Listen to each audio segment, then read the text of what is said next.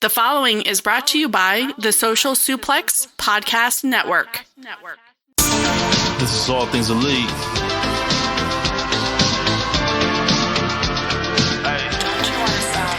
Welcome back to All Things Elite. Load up the pod, man, it's on when we speak. Rich right here, let me warm it up for Austin and Floyd. Couldn't be no one but the boys. When it come to All Things Elite from the fan perspective, swear, man, it ain't no question. Hear from them first. Swear, man, they putting in the work. No, they had to get me for the verse. Social Suplex Network's on. Hours at a time in your headphones. Austin and Floyd on the microphone. Backing out on the rant, getting in the zone. Pulling up the show, give it 7 stars, you already know. Who else could it be but the show with the proclivity for positivity? I'm gone.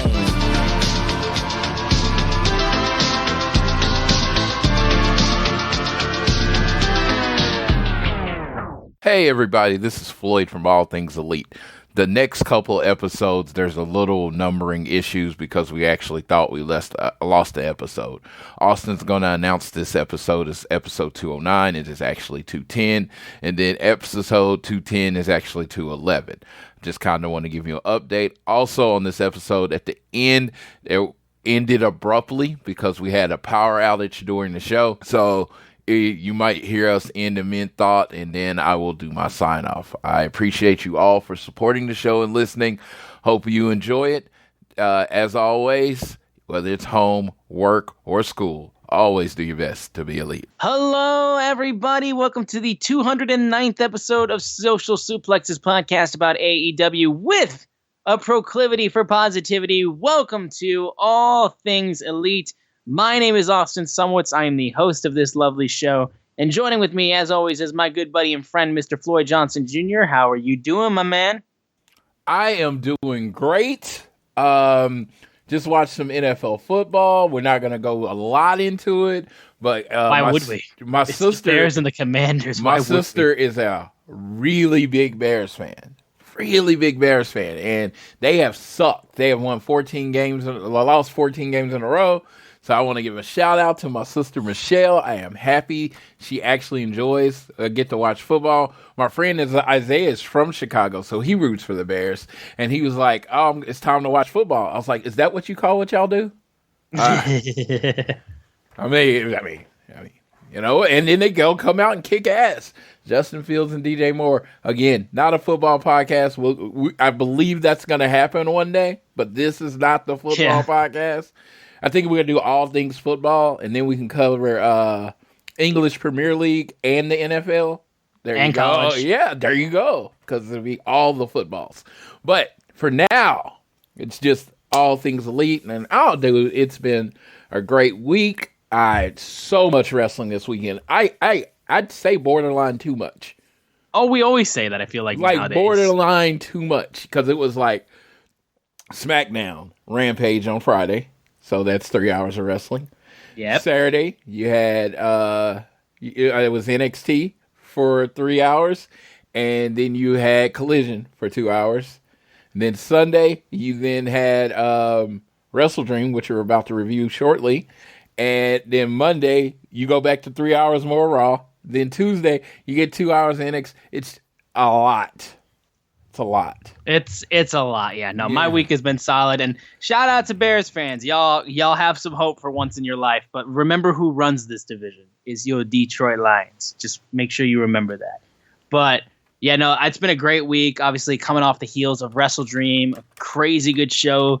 People are still talking about that closing moment of that show. And oh man, there's so much excitement going into AEW and pro wrestling for that matter. So we've got a lot to talk about.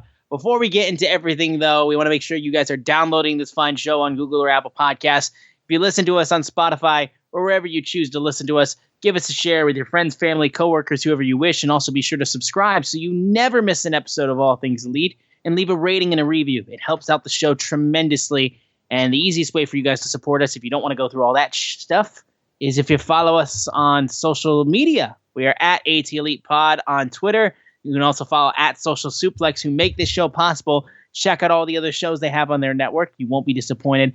I am at Austin Sumowitz, SZUMOWICZ. Floyd is at Floyd Johnson Jr. on Twitter.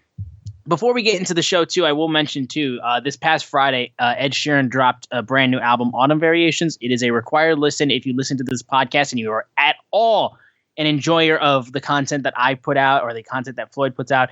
For me, listen to the new Ed Sheeran album. You will not be disappointed, I must say. The man gave me a guitar, so honestly, you have a right to do so. So, frankly, if you don't do it, you're just hurting my feelings. But regardless, big news of the week, obviously, is the huge performance of WrestleDream that AEW had, the first ever WrestleDream. Loved, first of all, I want to say, just getting into the show overview, the nods to Antonio Inoki and how they made a big tribute, and just the intro video where they had Inoki plastered everywhere was super cool. Tony Khan, when he came to the presser after the show, had the red towel around his neck and all that kind of stuff. So it was a nice way of them just kind of like, tying it together, the WrestleDream name. And, they didn't batter you over the head with it, but at the same time, you could tell that they had a genuine care of honoring one of the absolute greats in professional wrestling. So I thought that was, it really tied the show together, giving a good feel and making it feel different compared to all the other AEW pay-per-views that we have. Inoki was the first Japanese wrestling name I knew. When I was young, I'm like, I don't know if I may have seen him in WCW a couple times, but I can't say I've seen him wrestle a lot. But he was always the name. It was like Muhammad Ali, Mike Tyson, that kind of stuff. He was just a name you knew. And so, the fact that they honored someone that, never worked for their company, that kind of thing. It's always, AEW is always trying to do stuff differently. And I thought that was, I thought that was really cool. Adding another pay-per-view was not really cool. That was not really cool. Yeah, dude, I was super wrong on what era we're gonna be in, and we're gonna talk about that. And I was like, I think it was more wishful thinking, because I'm like, damn, $50 every time. Yeah, for real. 4 times a year wasn't bad, but exactly. Yeah. No, and that's the thing. It just keeps pushing us all the way to wanting, it being put on Max, which I know the rumors have consistently led towards of them putting on an HBO Max/Max. We need that more than ever with the amount of shows that they've been announcing. So listen, just get that streaming service ready to go, and then we will be all set. Dude, because it's getting rough out here. You know how much I love CM Punk, but you like, okay, we can sign CM Punk back, or we can have all pay-per-views on Max. I'm like, I'm taking the pay-per-views on Max. I would agree on that, absolutely, because at this point right now, it's just, I love the man, but you are asking for a bee's nest to be just kicked. Yeah, so no. It's give me the pay-per-views on Max all day, but yeah. Yeah. Now let's go ahead and, we were just talking about WrestleDream. Let's go ahead and get into WrestleDream.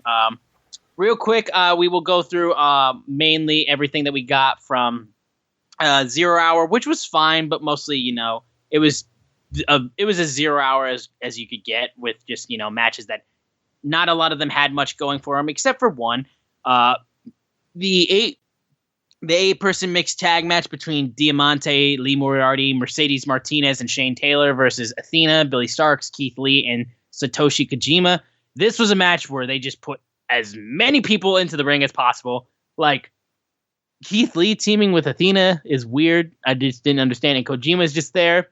I love Kojima-san, but it was very weird just seeing him on this team that was just like, you are sticking out like a sore thumb.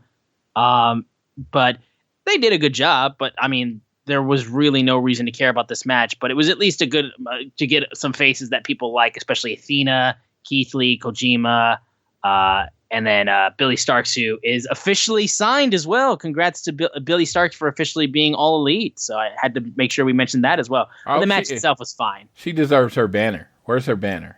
Yeah, no, for real. When are we going to get the official banner? Because we haven't gotten that yet. Yes, but no, I am very happy. It's one of those ones. Now I remember there was one run wrestler, and they he's All Elite, and he was on TV every week. I was like, I assume you are. You guys, I always assumed you were All Elite. So it's kind of cool that that got announced. But yeah, it's with somebody like that, with somebody so new. her and Nick are about the same age. You go ahead and announce both of them just so, this is the future. It's right here. It is, yeah, for real. We then had Claudio Castagnoli versus Josh Barnett. Here's the thing.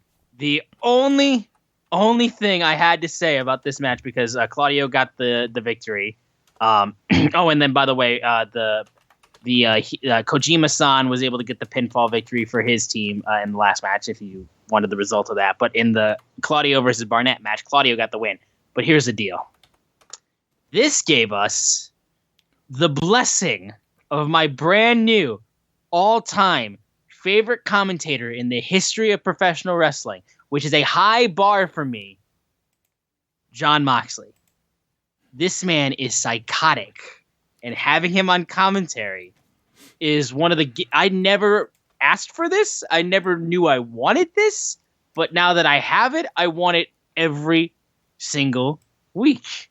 This dude is ridiculous. Swearing up a storm, going fucking bananas about wanting Claudio to kill Barnett, all this kind of stuff. It was the best part of the match, honestly. Like, I can't even remember too much about the match, which, again, it was a solid match. Like, these guys are both outstanding workers. But I cannot get over Moxley on commentator. He absolutely swallowed this match whole and made it all about himself. Yeah, I honestly think he did a really good job of just enhancing the people in the ring, talking good about them, what they do well. It was like... It wasn't even just him swearing up a storm and screaming like a maniac. He was genuinely doing commentating stuff of getting the people in the ring over, making sure you, like, build their characters. Like, it's what you do as a commentator. You set the scene for people, and you basically provide the dialogue over this match, which is mostly told through physical violence. Like, he set the tone. He was describing, and I don't remember what move it is. Sometimes my attention to detail is not the greatest, but he was describing why the move hurt. And I was like, we've been watching wrestling forever, right? But to someone that is new, fairly new, it helps with the color of wrestling, because you have to get lost in it. And wrestling, I always say, your suspension of disbelief is the most important thing in the world to you. If you can't suspend your disbelief, don't watch wrestling, pretty much. Right. So he helped with your suspension of disbelief, because he was describing how some move that honestly looked kind of ridiculous, why it hurt. And I was just like, I thought that was a great point, but he did it in his Mox way. Some people, it's like, how people, like, do you have it? Do you have some people have things you can't teach. Mox has a voice and a way of talking that just engages you, and you can't really teach that. That's just who he is. Oh yeah, no, he's just like, again, a same sort of way of Eddie Kingston. Like, both of them just like have a way of just talking that's like it immediately grabs your attention, and they feel so real. It's like again, it's like these guys, you never told these guys that wrestling is fake. So I gotta say that. But then we had Luchasaurus versus Nick Wayne, who Nick Wayne put up a bit of a fight, but Luchasaurus proceeded to basically knock him out cold and put him on the back of his head. And Luchasaurus got the victory over Nick Wayne, which would basically set up for later in the show, which we'll get into. But I just assumed the head trauma that Nick Wayne... It's the only thing I can explain, dude. It's the only thing that explains it. What happened later. Yeah, it's genuinely the only thing that explains what the fuck, because I just can't understand. And then finally, World Trios Championship match between the Acclaimed and TMDK. It's very cool to see the other members of TMDK on this card, considering Zack Sabre Jr.'s prominence on this match. And it was fine. It's fine. It feels like as of lately right now, the Acclaimed are in daddy ass for their trios titles. They don't really have any other trios they can go up against. So, because the Young Bucks and Hangman are off doing their own thing. The House of Black, we haven't really seen them a ton of. Malachi, if you watched his Twitter, he's dealing with like a hamstring calf. I was going to say he was dealing with some sort of injury, yeah. So there's really no trios now. And if you look at Brody's hand, it's broken. Oh, no, he has, it's literally, it's taped up and all that. He's got a brace, I'm pretty sure. So there's really no trios for these guys to defend their titles against. So we're kind of just sitting here being like, well, we got to wait till we see who actually can try to go after those trios titles, because the Acclaimed and Daddy Ats are kind of just holding those belts, waiting for challengers. So, but moving on to the main card, we open up the show with the Ring of Honor World Tag Team Championship match being defended in a 2-on-1 handicap match between the Righteous and representing Better Than You, baby, the AEW World Champion MJF. When MJF also just came out and proceeded to cut a big ass promo before the match even started, basically saying someone stole my mask out of my bag, saying again it wasn't me that wore the mask and jumped Jay White, and Adam Cole's hurt and he can't be here, so it's all good. I'm going to bring these world titles back to him, and they're going to be waiting for him. And he immediately is saying, Dutch, I'm hitting you with a body slam, and Vincent, I'm going to grab you by your dirty dreads and shove you up Dutch's ass. So what you are seeing right now is MJF planting the seed for this match that he would later have blossom into wonderful moments. And that's the biggest thing with this match, was the fact that MJF proceeded to, he's been priding himself on, he's the guy. And you go back to his infamous pipe bomb promo from a couple of years ago, where he said, I don't got to do a bunch of bullshit to make you feel when it comes to my wrestling style. He can get a headlock takeover over. He can get a kangaroo kick over. He can get a double clothesline over. And he can get over just a basic body slam over. Shoving somebody's head up their ass like that, trust me, that was going to get over no matter who did it. But Max was absolutely great in this match. And the Righteous was definitely getting some momentum, beating him down. I especially loved, I'm pretty sure Vincent at one point did the Adam Cole Bebe at one point. But despite that all, MJF is able to continue to fight back and dodging a senton and then proceeding to bite on Vincent's head and goes over to Dutch, body slams him, which gets a huge pop. And then he takes Vincent, shoves his head into Dutch's ass, hits a double kangaroo kick, proceeds to hit the heat seeker on Dutch, and then moves his feet onto the top of the ropes, basically getting the leverage pin, and cheats to win to retain the Ring of Honor World Tag Team titles for him and Adam Cole, baby. Now, Floyd, I know, has an opinion on this. Hey, I was going to say, hey, boss, am I allowed to say that I don't like this? Yes, there you go. Because I didn't. I like, at a show that was banger after banger after banger after banger, the bangers didn't start here. It happened. The match happened. It looked like the crowd was really into it. Blah, blah. It's great. It's not really what I want to see MJF doing as the world champion of AEW. It's also not, it's not what I want to see happen to the Righteous after you spend several weeks building them up. Like, they're going to be a real challenger, and then they lose a handicap match to a regular sized dude. And it just I don't know what truly buried is. I don't know, again, I'm not in the industry, but I can use that word. It's just like, it feels like everything you did to build up to this was a waste. You did not help the Righteous in any way. You only hurt them and made them look like a joke. And I feel like this is this and All In, you had two legit tag teams, Aussie Open and the Righteous, that you have done all this to get over, all this to build up as a serious tag team, and they lose to the comedy bullshit, and it annoyed me. All I would say in the matter is, like I said, the very least they did to protect the Righteous was to have MJF cheat to win, which was their very little thing they did. Honestly, the Aussie Open one was the one that I was kind of like, all right, because Aussie Open is so fucking good that I think AEW needs to really try to strap something on these guys and just make them get a legit push for a tag team title shot in AEW, because if you have them, you should use them. So I'd heard rumors that Tony Khan was high on the Righteous. This is not what you do to a team that you're high on, quote unquote. Right. Yeah, that's what I'm like. It's just like they came out looking like a joke. It's like, how do I take them serious in the next few weeks as a team or as anything? Like, I would say, like I said,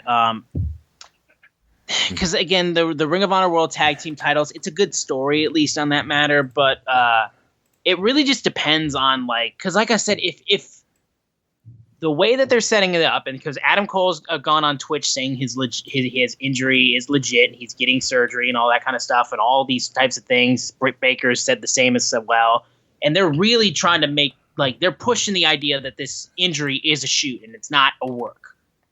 Which if that's the case, I don't think Adam Cole losing the Ring of Honor World Tag Team titles by himself to a genuinely solid tag team like the Righteous is going to be a big deal, because he's still the AEW World Champion. And he's still probably the most over guy on the fucking company's on the company's books.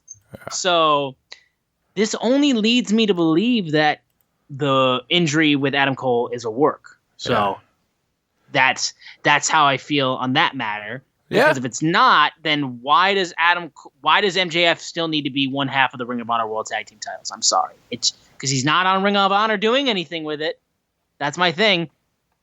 At the end of the day, if you're a Ring of Honor champion, I want you to be doing stuff on Ring of Honor, because you're a champion of that company.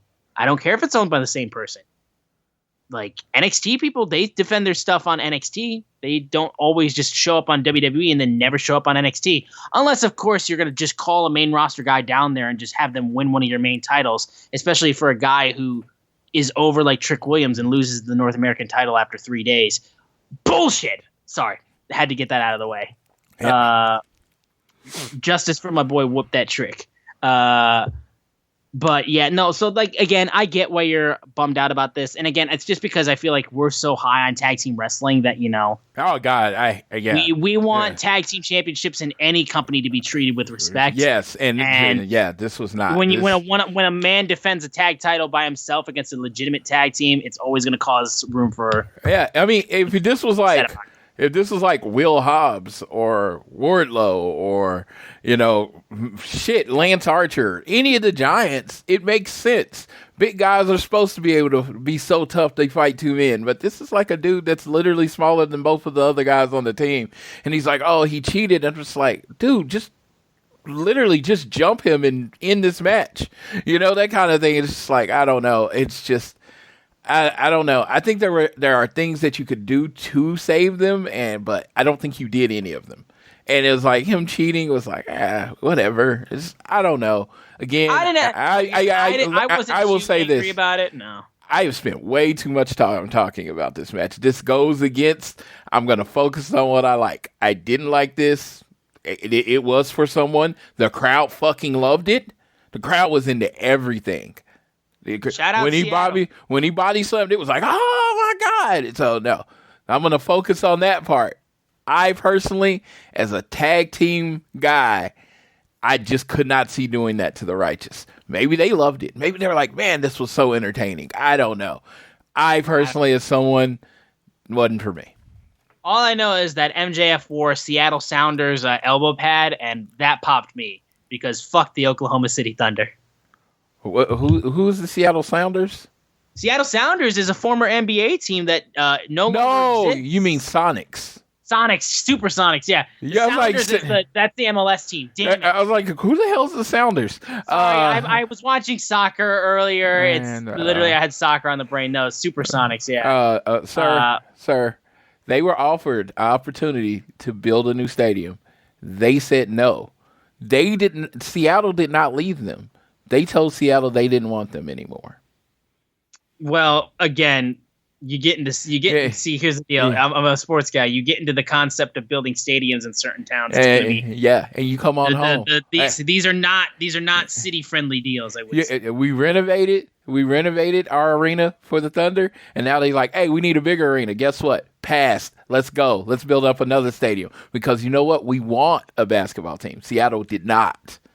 I don't know about that. I'm just saying. Hey, we're giving them what they asked for. One team didn't. See, we just They came here and got. Sure. In terms of the stadium, in terms of the actual product, how much talent did you have and you didn't win a championship? So I mean, that's true, but it ain't like Seattle was knocking down championships either before.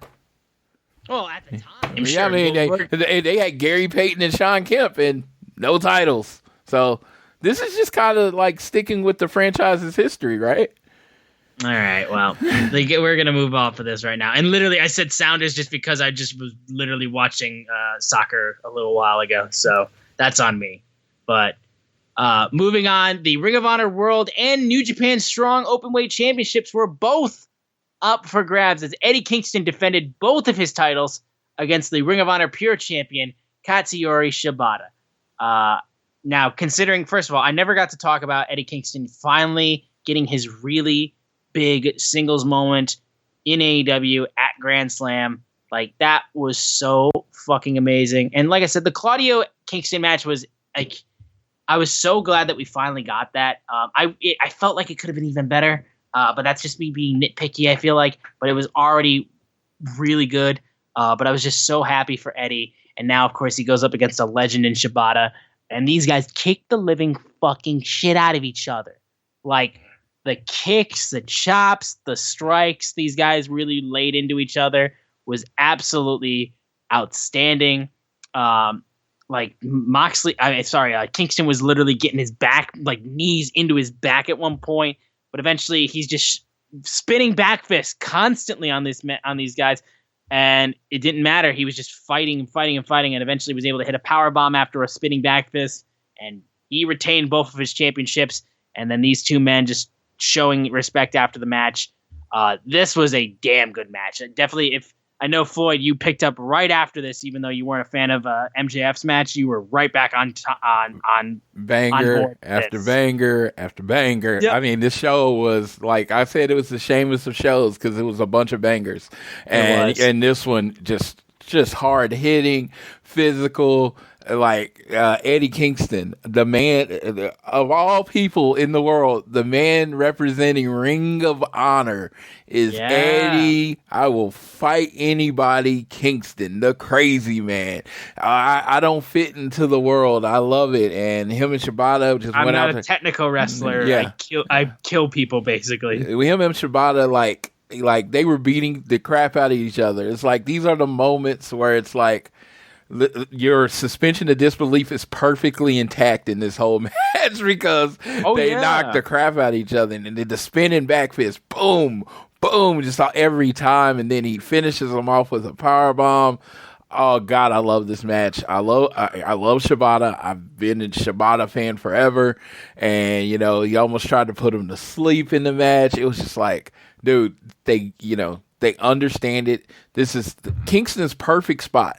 You put him on first or second, and I don't know if the crowd is dead, happy, wherever they are. Eddie's going to get your crowd into it because that's the only type of match he knows how to tell. Every time he gets in there, it's entertaining. And yeah, it was great. And then I saw their match to show respect. He's like, Shibata standing there and cheering. Shibata's like, I lost. I shouldn't stay in here and cheer. I should leave. He's just uncomfortable. He's just like, I just want to wrestle and I want to go home. Oh, yeah. Yeah, he's the wrestler. I just want to wrestle and go home. I don't need no bows or anything. Shibata's like, take a bow. And he's like, Kingston's sure, like, take a bow. And he's like, I don't know, and he just kind of awkwardly waves, and then he leaves. And it was like, I love it. It's just like, let this man hear it. Yes, it's so respectful, and I can't wait for a wrestler to use all of this against Eddie Kingston. Oh, for real. It's coming. I don't know who it's gonna be, but someone's gonna use all of this crap against Eddie Kingston. Exactly. So just you wait. Just you wait. Moving on, the TBS Championship was defended as Chris Statlander took on Julia Hart. This was probably because I'd have to decide if I like this match more than the Jade Cargill match, because I think this might be Chris Statlander's best title defense. I think because Julia Hart is getting mega pushes, getting a mega push right now in terms of just like really. Just trying to get her usage. Of course, she wouldn't get the win at the end of the day, but I love the way that they're showcasing her. I love the way that she's just, really representing the House of Black. And also, you're just seeing her effect as well. And we'll talk about it a little bit on Dynamite. But her effect that she has with that mist is just it's so cool. The way that she's just kind of like, slowly infecting the women's division bit by bit, to the point where you almost think that maybe she could build her own mini faction inside of the House of Black of nothing but just badass girls. But at the end of the day, these girls, like, they had some damn good work in this match.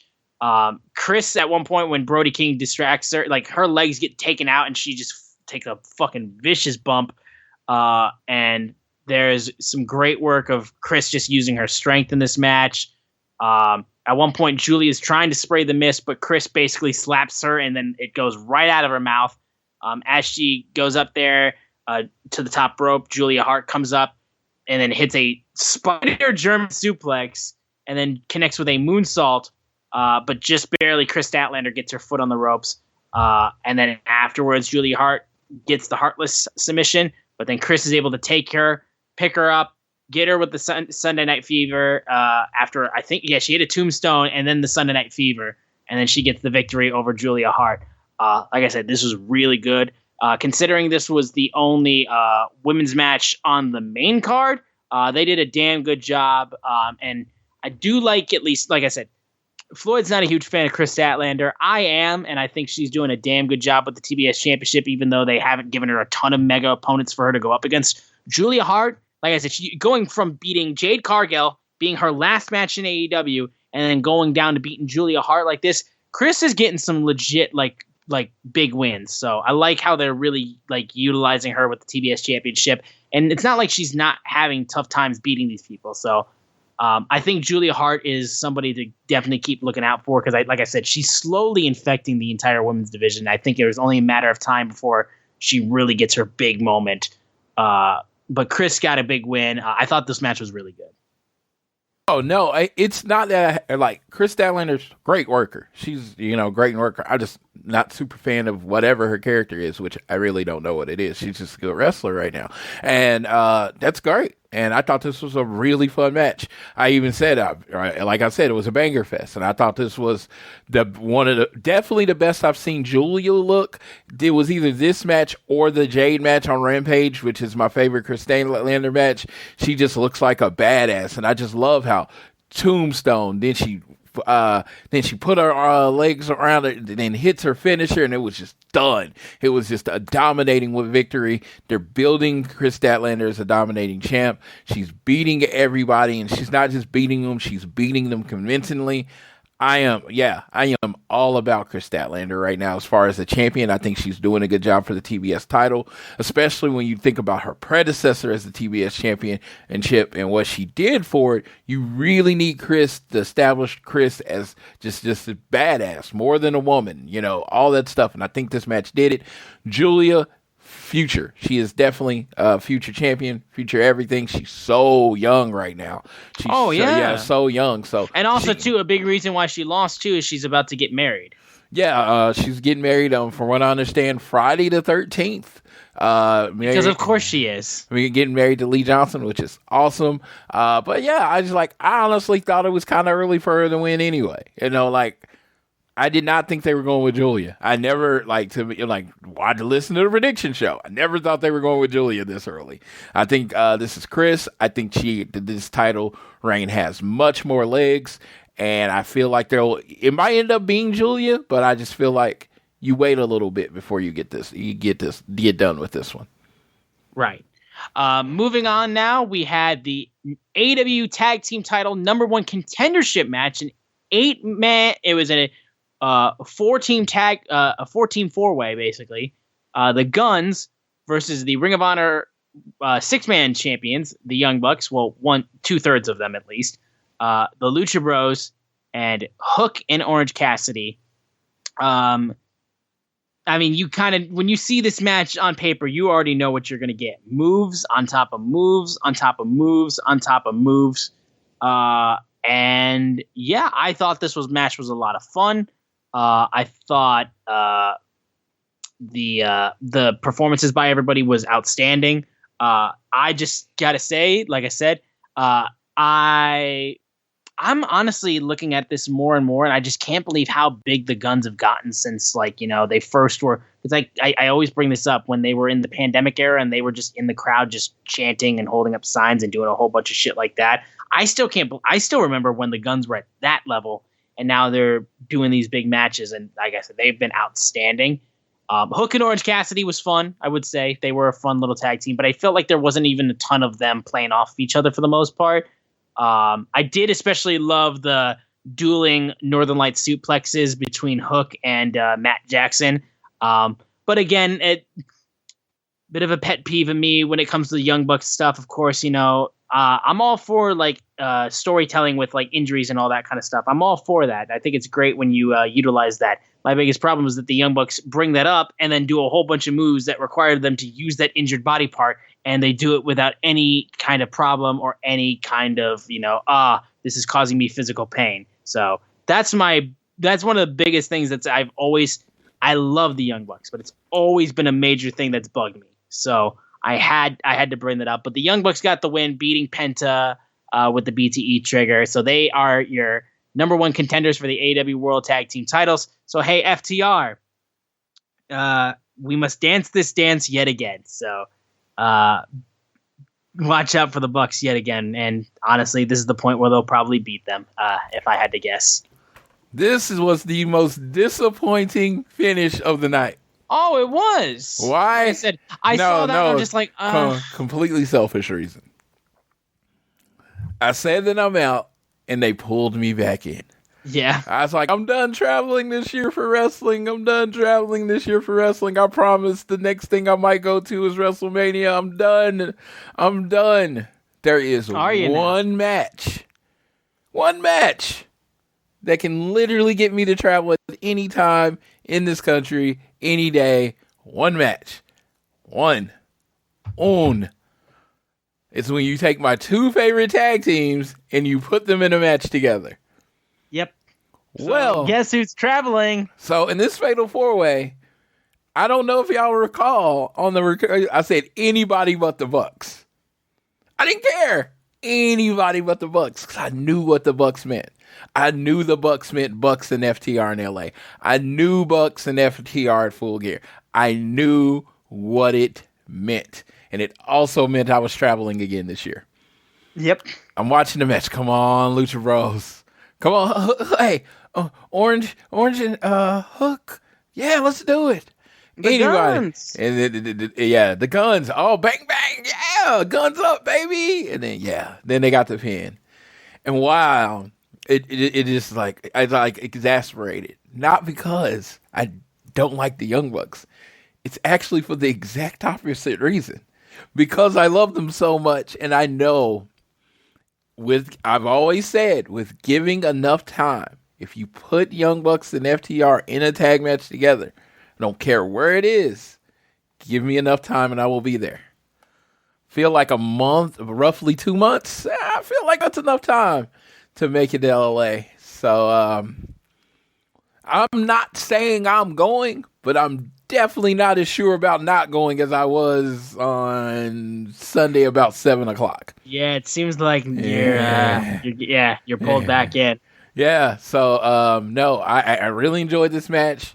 I have like 4-way tags, 3-way tags, all that kind of stuff. I've never really been a fan of. I always think there's too many people and you get lost in the shuffle. And then AEW came along. And I just think they do a really good job of organizing the match, letting everybody get shine, letting everybody look good. I thought this match looked really, really good. I thought this match was really fun, really entertaining. All the tag teams look strong, and just like the Young Bucks just got the last move. That is like they survived. And Young Bucks number one contenders for your tag team titles. Yeah, I don't think that. I mean, we'll have a long time to predict that, but I don't see them putting over FTR 3 times in a row. Maybe they do it. It's not going to happen. Maybe they do it. And, again, okay. And quite frankly, here... Oh, boy. Do I want to go down this road? Go down the road, sir. I don't want the Young Bucks as AEW World Tag Team Champions. I kind of look at it as like, because I say this as a guy who likes the Young Bucks a lot. I look at that as like anybody but you. Like, I would like anybody other than the Young Bucks to hold the AEW Tag Team titles at this moment. Anybody but you. And it's just it's a mean thing to say. And call me a hater because I like CM Punk. It has nothing to do with that, first of all. It honestly has to come down to the fact that I feel like we've barely scratched the surface of some of AEW's best tag teams. A roster that is filled to the brim with outstanding tag teams.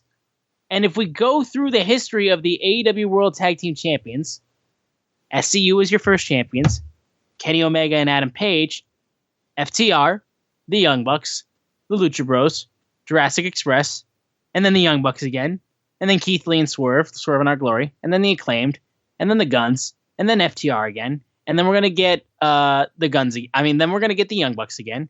And I'm just looking at this, and I'm just being like, there's no other tag teams that we could possibly see. You weren't willing to give the AEW World Tag Team titles to Better Than You Baby, but you're gonna give them to the Bucks again? Best Friends have been on this roster since day one, and not once have they gotten close to winning the tag titles. I'm just like, Bullet Club Gold are hotter than shit right now. I can't see Jay White and Juice Robinson fight for a tag team title. I got to see the Young Bucks again. I mean, Aussie Open, like we just talked about, they're outstanding. They can't get close to that moment. Man, we got a title shot tonight. I will say this about it. I mean, we're talking about my two favorite tag teams. So I know. I'm not necessarily going to be... I'm not going to be unbiased in this situation, but I personally thought a year run for FTR. I thought this would be a year run. I thought, it started in, I think, March. I figured we'd get... Yeah, they started... They've held it for over 100... They've started since April 5th. So I thought that we would get all the way to maybe Double or Nothing next year before we run back FTR and the Young Bucks. In which it's not 100% guaranteed we're getting that match. I mean, shit, the FTR could lose. They could do something with the Young Bucks. We saw that where we thought Hangman was going to win the title at All Out that one year, and then they wrote him off. Absolutely. So a lot of things can go wrong, but I don't know. I think of... They think of them as this. I think of them as this. They're the Midnight and a Rock and Roll Express, right? Oh yeah, there's no question about that when it comes to their rivalry. No, yeah, they're the Celtics and the Lakers, and it was like when they are who was changing it? Lakers and Celtics the last time, and when two teams are great, right? You don't wonder why other people don't get a chance in sports because those two teams should dominate. I never wondered why is it always Tom Brady and Peyton Manning in the AFC? Why is it always Golden State and the Cavs? Yeah, why is it always the Chiefs? No, they're the best. That's why they're always there. And so that's how I see it with FTR and the Young Bucks. They're the best. That's why they're always there. And it's like, yeah, I'm like, shit, put them in a parking lot in Reseda. I'm there paying my money to watch this show because they are the two best in the world at what they do. And I am all about Aussie Open. I think the build to them getting this title shot could have been so much better. Don't get me wrong. I am all about Aussie Open. I like the Best Friends. I figured at some point they would have got a title reign, like a New York title reign, and had it for a month or two. The best tag team in the division, because, this is the company that cares about best tag team division in the world, because this company cares about tag team wrestling, is in AEW. It's just, when you have two alpha tag teams, it's almost like, I'm talking about tag teams, how they're booked. It's almost like having The Rock and Stone Cold, right? Anytime you can get those two people together, you put them in the ring and let them do what they do better than anyone else in the world. And I just think there's so much more layers to this rivalry. We've only got the match 3 times right now. I mean, this is my thing with this right now, because we said this the last time these guys fought against each other, and when they fought it All In, and then they made up to team together for one night at All Out. Here's my thing. I need this feud to be venom filled. I need this feud to be dirty, gross, filled with vitriol. I want these two teams to hate each other so much that they want to actively run each other over with cars. Dude, I want the Young Bucks to say we ran off your friend. I want Do them it, to please. say it. I want them to Please. make this, like, they've had the first match. You know, the first match was who's better, right? The second match was kind of thrown in there. We really didn't even see it coming. You know, it was thrown in there because I wasn't there. The third match, we got the all-in build in front of 80,000 people, was amazing. But we don't got piss and vinegar yet. Exactly. We don't got I don't feel we've been built to two teams that fucking hate each other. And if you're doing Midnight Express in that kind of style, yeah, you need these teams to hate each other. I need fucking hate each other. So one's gonna have to be the clear, like when the first match, FTR were the clear heels, Young Bucks were the clear baby faces. The second match, the Bucks were the clear baby faces. The clear heels. FTR is the baby faces. The third one, they were kind of both in their tweener roles right then because, you know, the Bucks really weren't, you know, bad guys at that point. Now we're getting into this match. Somebody needs to be the good guy. Somebody needs to be the bad guy. Somebody has to jump somebody. Somebody has to hurt somebody. Somebody has to make you feel that this is going to be a rivalry. You have to start using personal lives. You're going to have to start using whatever it is to get people over the edge. That's what you need coming up in this match. Again, likely, like, it's so funny. It's like one of those things. Sometimes I need to not have as supportive as a wife as I have. Because I was like, I'm going to say this and she's going to tell me no. She's like, it's Bucks and FTR. You got to go. Yep. And I was like, God, I love you, but sometimes, just be less supportive. Yeah, I love you, but sometimes just put me in my place a little bit. It's like, tell me no. And she's like, no, you got to go. And I was like, fuck, I do got to go, don't I? I mean, yeah. I mean, yeah. Yeah, no. No. What's the next match there? Yes. Moving off of that, though, if you're doing that match, make these two teams fucking hate each other. Because I can't take another, like, oh, we respectfully respect each other as opponents who respect each other. No, fuck that. Kill each other. We then had Hangman Adam Page go one-on-one with Swerve Strickland. And gotta say, I totally forgot that Swerve is from Washington.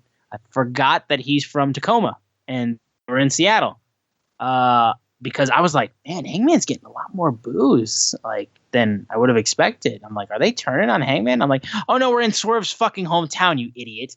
You were literally in Swerve's house.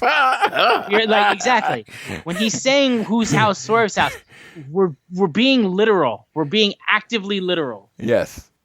So no, I'm an idiot. So I noticed that.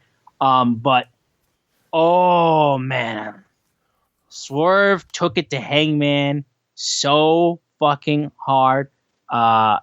Literally, looked at one point to pile drive him on the steel steps. Hangman got a dead eye basically to her. And he also, I gotta say, Hangman as a babyface, the way he gets desperate is quite crazy. Like him biting on Swerve's hand and doing all that kind of stuff. There's a lot of moments like that. But these guys did a damn good job. This was an absolutely stellar match.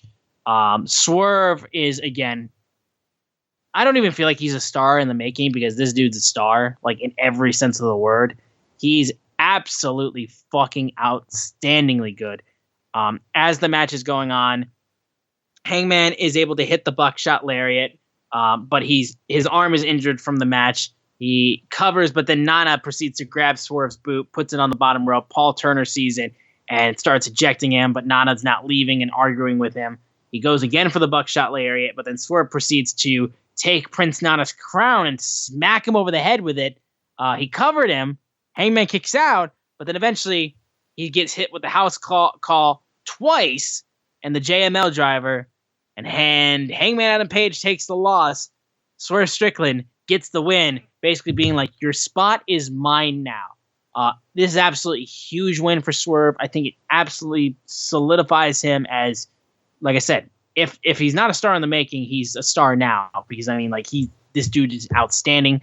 They killed each other in this match. Hangman did some great selling in this. He was great in that regard when he got his arm ripped backwards, and then they had the medical staff, and then proceeds to, doesn't matter, he hits a double foot stomp on him, and like, dude, it was crazy how much Swerve was just getting heel moments in there. It was outstanding. Yeah, this match was awesome. Great performances by both guys, but man, I'm all, like I said, Swerve is the guy that I've been all in on, and he's been outstanding. And with the added element of Nana and his spectacular dance moves that I will never get tired of. Yeah, Swerve and Nana, dude. Like, if I was drafting my top AEW guys, they would be there. Yeah, this was it. This wasn't his coming out party. This was his welcome to the top party. This was he's the guy party. And like people, there are a lot of people that probably didn't see Swerve as the guy at AEW. And if you got through this match and you saw his performance with the Hangman and you saw his expressions, I mean, like the story he told with his face and how Hangman, the desperation Hangman showed, that how much he wanted to be at the top. This match wasn't just like, oh, Swerve's going over. This match was a full-on illustration of how Swerve feels, that he will do anything to succeed. He will do anything to be on the top. He will be doing anything to be the guy. And he, like tonight, I mean, that night, he felt like the guy, and he beat Hangman. And it's just like, you know, I always make fun of saying I hate Hangman, but dude is remarkable at wrestling. Dude is remarkable. And and again, this was a spot match. And, you know, some people probably could, probably fight and not have it, but he just lost. You know what I mean? Of course, sorry for the bad guy, he cheated, but he lost. He got pinned by Swerve. He was better. He took the spot. Hangman has to deal with it. Exactly. That's the thing too. And again, Hangman's the best when he's down in the dumps, yes, hard on himself, and he needs to make that fiery drive to get back to where he was and get back to the top where he feels he belongs. That's when Hangman's the best, because like I said, like we talk all about his millennial cowboy depressed shit that he was doing when he lost to Chris Jericho at the first All Out. Like, it was one of the best long-term stories that AEW has ever told. And Swerve has to be the guy that kicks him down. And I know the inevitable work Hangman's going to do to try to get back at Swerve and take his spot back. I feel like now that what you really need to do too is, now that Swerve has Hangman's spot, have him like really accomplish stuff that Hangman wasn't able to accomplish. Have him go even further than what Hangman was able to do when he was in that position, when he got those opportunities. Have Swerve capitalize on opportunities that he said that Hangman would waste. Like, really drill that point in. And then when Hangman finally gets the opportunity at Swerve again, make sure he doesn't miss. He goes right at Swerve's head, and he takes it back for him. Dude, this could be an absolutely great story, and I think they've already done so well setting everything up. And it just goes to show the great character work between Swerve and Hangman, two of AEW's best characters. It's great. Yeah, absolutely great. And it's funny because you add Swerve,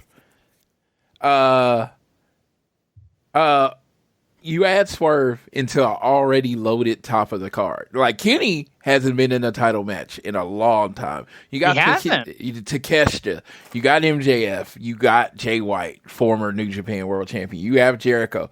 Yeah, you have all these different people. Like, the top of the card is like stacked in the AEW. And that's going to make the whole show much better because you're going to have stars through the whole show. But the whole thing is Swerve belongs. I've been saying it for months how I've become more and more a fan. But this match shows he belongs right there. He belongs in the conversation. And he's kind of a fresh face. You know what I mean? I know he was in WWE, but he hasn't been pushed to this level. He is an AEW main eventer. And it's like, let's keep going. Let's keep going. I don't know when you put the title on him. I don't know when you put the title on him or whatever. But right now, everything they're doing with him is striking the right chord. Like I said, ain't many times I'll say I feel like anybody can recover from almost anything, but he needed to win this match. That's the only way you were going to take him seriously, is if you win that match. He was starting all these wars and losing. He won one, and now it's time to move on. It's time to move up. Keep him hot. Don't do what we've seen in the past with other people at unfortunate times. Keep him hot. Keep him in big matches. Keep him mattering. With the Nana dance, Who's House, Swerve's House, the music, everything. His act is pretty much the best it's been, and I'm thinking there's a little bit more room to grow. Yeah. Speaking, though, of people who we've seen, get hot and then get cold, Ricky Starks facing off against Blackpool Combat Club's Wheeler Yuta. Shout out to Moxley returning for the broadcast booth for this match and continuing to say shit. Also mentioning that he already had to pay a fine, basically, for what he did on 0 Hour. Nice touch. Yeah, this match kind of you had the problem with the MJF match. I had a problem with this match, quite frankly, because they did a good job. It was a good match, and obviously Ricky is still kind of got some stuff with the Blackpool Combat Club, considering the wars that he's gone to with Bryan Danielson. But see, here's my point with that: Ricky Starks went to war on 2 separate occasions with Bryan Danielson, one of the best wrestlers of all time. And one of the best wrestlers in AEW.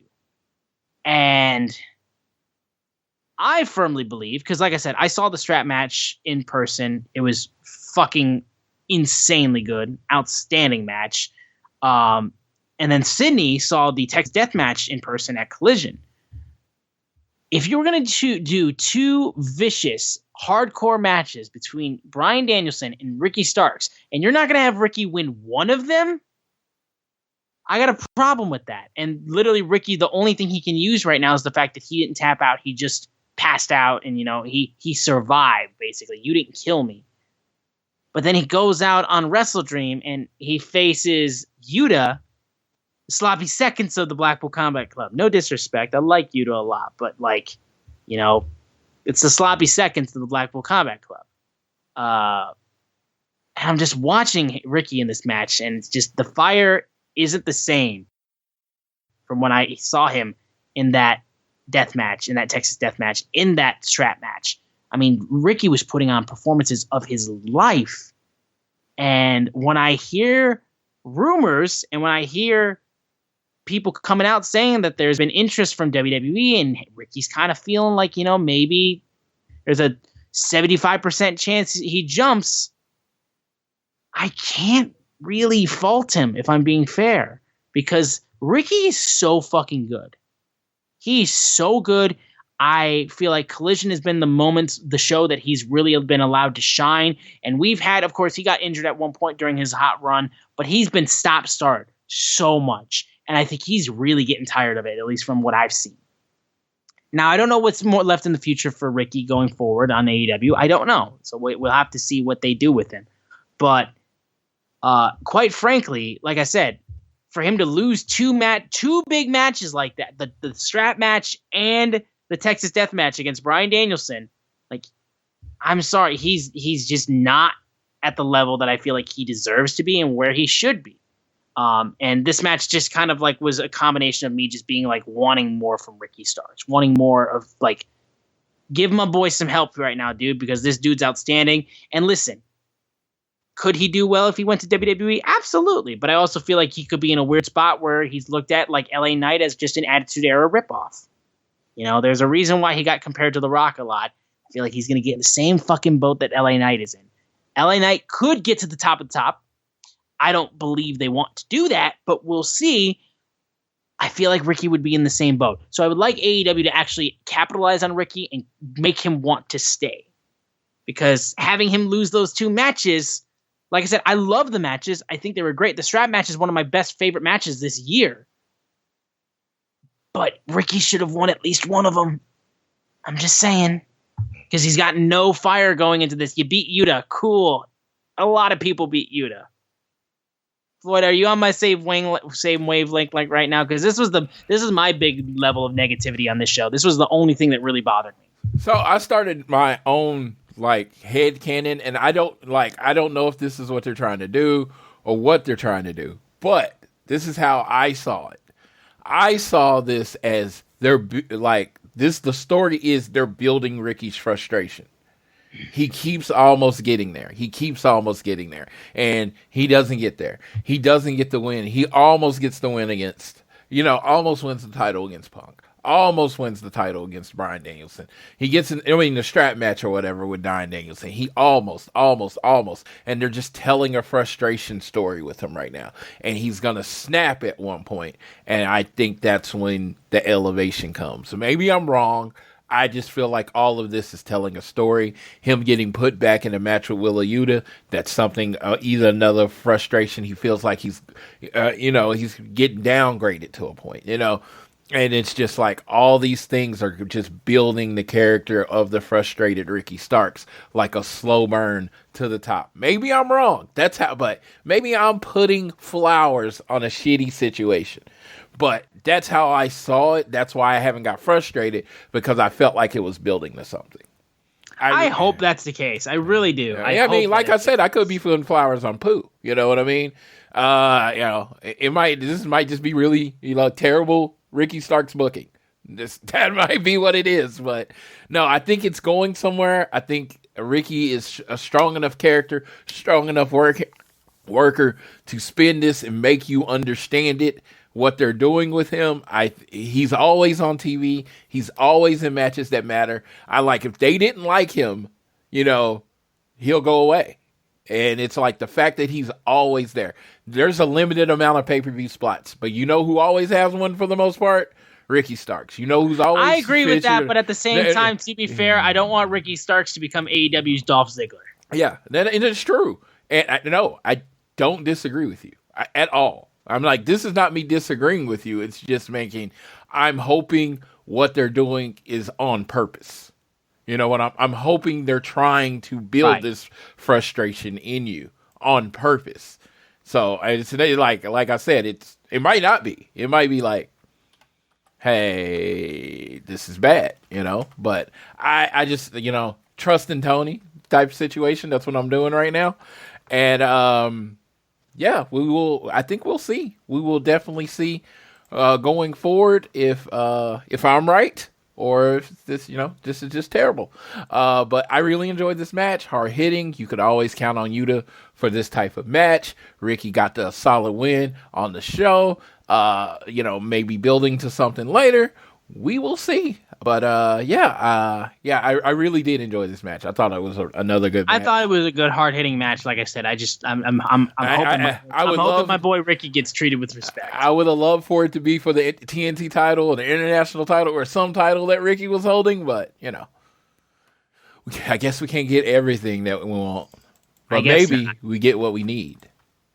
We'll see. Yeah, we'll see. Yep. But moving forward, at least, we had the dream match. Bryan Danielson versus the New Japan Strong champion, Zack Sabre Jr.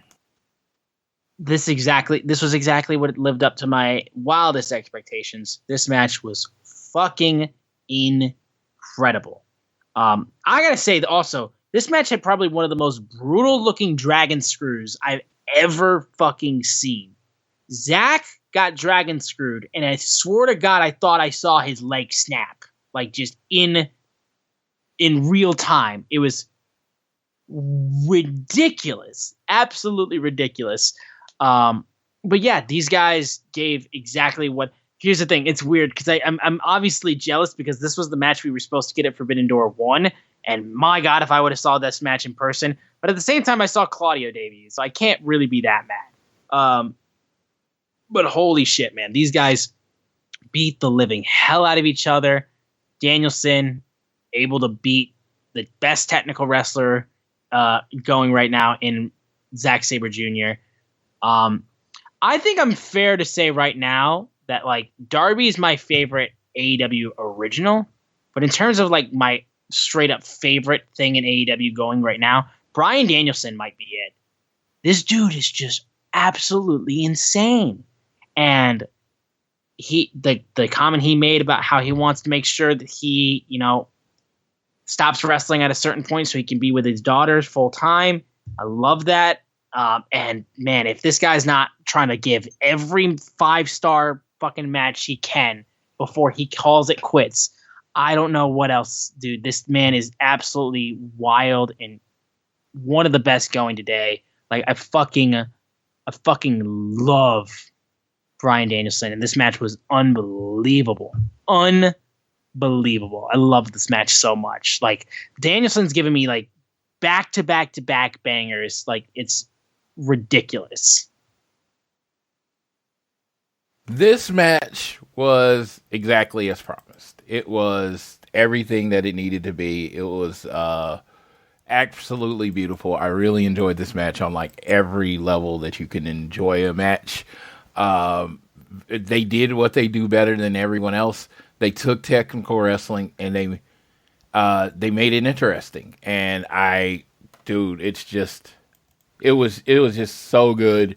The moments where the crowd stood up and the big moments, and fortunately, there were some times where which I was hoping didn't happen. Well, which I was hoping happened. There were times where they had to just kind of sit on their hands and watch because technical wrestling's not always exciting. It's almost like soccer. You know what I mean? It's like you have to wait for the good parts. Right. And in this part, they did a very good job of being patient, and I just thought this was amazing. I thought this was a really good match. Yeah, no, fucking so good. Moving on, we had the trios match between Kenny Omega, Kota Ibushi, and Chris Jericho versus the Don Callis family, Inosuke Takeshita, Sammy Guevara, and Will Ospreay. This match was a lot of fun, I would say. I loved just the fact that we got Kenny Omega and Chris Jericho teaming with each other. And this also was another great performance from Sammy Guevara, I would say. Sammy got a really good chance to shine in this match. And honestly, it's just enjoying for me to see the Don Callis family start to really come into form as a vicious group, because I feel like you need to really solidify the fact that this is a group effort made by Don Callis to just make Kenny Omega and his friend's life a living hell. And I think that's what this match did. Like Kenny and his guys really tried to get one over and stop the Don Callis family. But basically, as it goes on, though, Powerhouse Hot, well, actually, no, I'm sorry. I'm getting ahead of myself. Will Ospreay distracts Aubrey Edwards. Don Callis gets Floyd the Bat and nails Jericho in the head with it. Sammy Guevara pins his former mentor and gets the win, while Kenny Omega is being held back by Takeshita and Ibushi, the same thing. And so, yeah, it's basically Don Callis got what he wanted. He got revenge on Chris Jericho and put him down to pasture on that one. And Don Callis' family is starting to look pretty dangerous. I thought this was pretty good. I liked it a lot. And it was another good performance by all men involved. This match is why we have a trios title in AEW. Yes. It's absolutely why, like, whereas in most major companies don't. But, I mean, I guess, like, most of them, everyone except WWE does now. But it's just, AEW has a way of, again, taking these clusters and just making them look beautiful and entertaining and giving you all the spots and giving you everything that you possibly could ask for. And it was, this was perfect. I thought this match told the story that it needed to tell. Of course, you're establishing Don Callis' family as a threat. They have to keep winning. That's the whole thing. And it was just like perfect in how in the execution. Takeshita is a star. Again, you have this whole thing with Kenny has built another main event guy. And right now they're in something else, so you don't have to worry about them not being in the main event. So, and he had Kota Ibushi, who looked like Kota Ibushi again, and it was just, so entertaining. Dream match, Kenny Omega. I love how they pointed out, and I love how they said Chris Jericho was like, we don't like each other. They didn't throw away their rivalry. We don't like each other. We hate Don Callis more. And they made that a point of the build to this match. No, who else does that? It's beautiful. It's pro wrestling. I love it. Absolutely, yeah. Next, the AEW World Tag Team Champions, FTR defending against Aussie Open. I thought this was really good. Definitely felt like the match, like, if you were going to go like hardcore on a FTR Aussie Open banger, they could have gone even more, but this pay-per-view is very long. But Dax Harwood and Cash Wheeler are able to get the victory with a super shatter machine, which was fucking cool to see. But yeah, no, I thought this was a really good match for the semi-main. I thought they did a damn good job. And yeah, FTR continues to just be like one of the best tag teams of all time and holding those AEW World Tag Team titles and doing a damn good work with it. But I will say, Floyd probably agrees with me. I've enjoyed babyface FTR. Yes. Get the black hats on these men ASAP. Let's do what we do. Let's do it. I say we. I'm like, yeah, because FTR I loved the most. Didn't like people. You know what I mean? So shit. I'm okay with them not liking me. I'm good with it. Let's get back. Now, yeah, this match was good. This match was borderline great. I just felt like I saw that, unfortunately, you're going to compare matches to each other, right? Oh, sure. I saw the New Japan match, which I thought was amazing. It did not reach that level. No. It felt like there was another gear that they didn't hit. I don't know. Dunkzilla. Zach of what's his last name? Zach Gibson. Oh no, there you go. no. What's his name? Dunkzilla. God damn it! I only call him Dunkzilla. That's all I call him. Like I know Kyle Fletcher, Davis. All right, yeah, there Mark you go. Davis. I only call him Dunkzilla. I don't know why. I just like his Twitter name, so I call him his Twitter name. But yeah, he broke his hand. During the match, he broke his wrist during the match, and so yeah, I don't know if that held it back or whatever, but the match looked beautiful. It was great. Two amazing tag teams doing what they do. Like I said, there was a level they reached. They didn't get to that New Japan level. I don't believe that was the story of this match. Was the New Japan level? I don't think the build to the match reached to where you're going to put on the New Japan level match. But I thought the ending was great. I thought there was a lot of false finishes in it. The biggest thing that I think that held this match with, I don't talk bad about FTR matches ever because I just think they're perfect. The biggest thing that held it back was not any performance in the match. It was the idea that I didn't think there was any chance FTR was losing. Yes. I didn't go into the match thinking Aussie Open could win. In the middle of the match, I had never at any point thought Aussie Open could win. I don't like watching a team lose to a double clothesline at All In. Sorry. I know I'm supposed to forget about what I saw before, but I can't. You know what I mean? And then losing to Sammy and Chris Jericho, they were basically on a big match losing streak going into this match. Of course, they got a squash match on Rampage or whatever. They just beat the guys. But they were on a big match losing streak. That really wasn't brought up. It wasn't brought up like it's dangerous. They're trying to get off the schneid. I don't feel like the story led me to believe that FTR could lose to them. And I even said I'm emotional. I'm an emotional wrestler fan, right? I don't think any emotion was really built up in this match.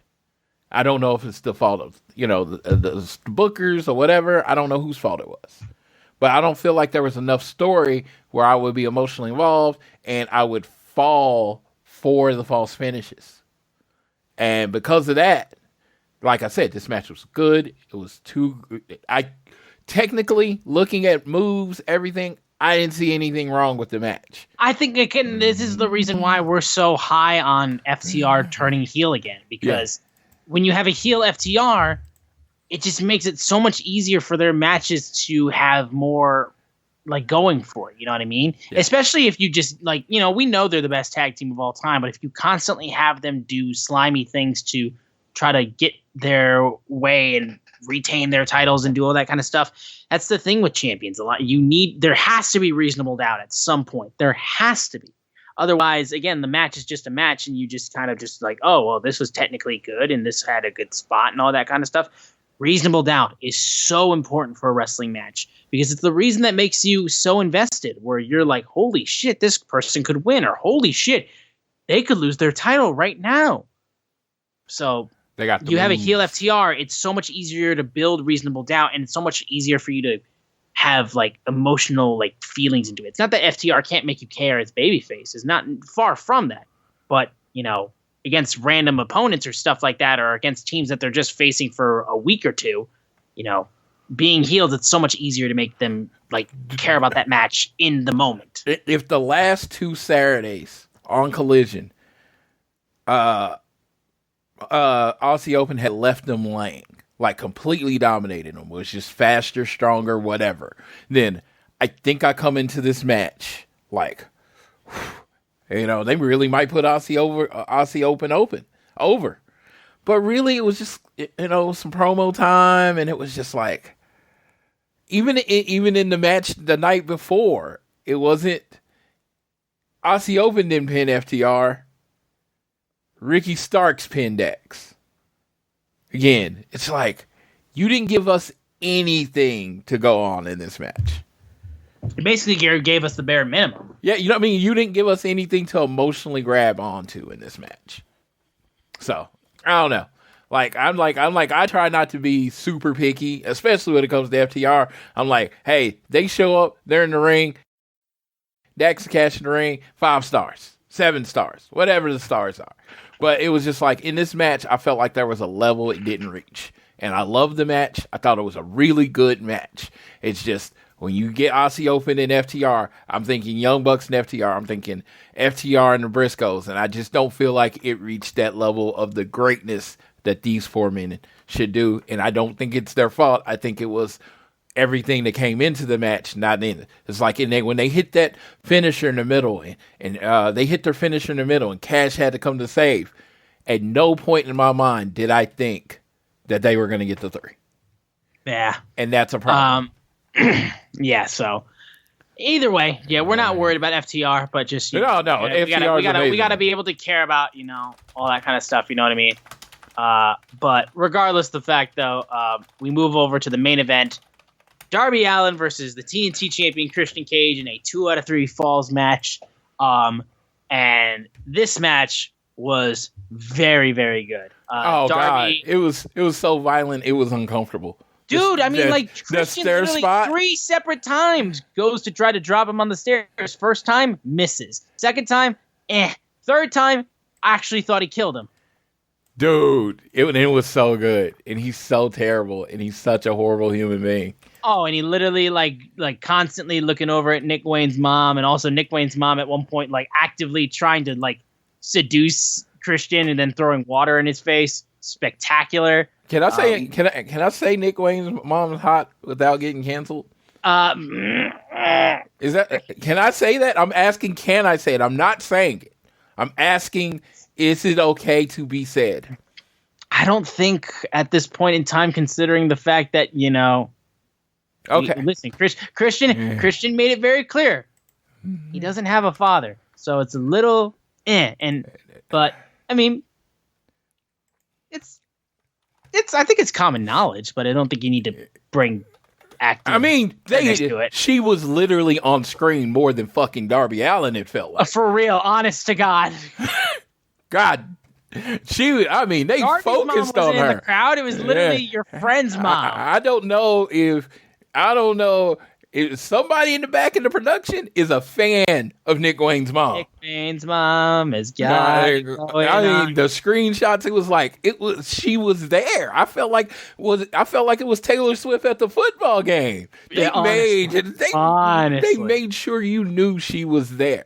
Shout out George Kittle and his comment from the one good line. That was Stu Bennett that said that. Actually, Stu Bennett, who made the line, a tight end that actually doesn't need Taylor Swift to become the best tight end in football.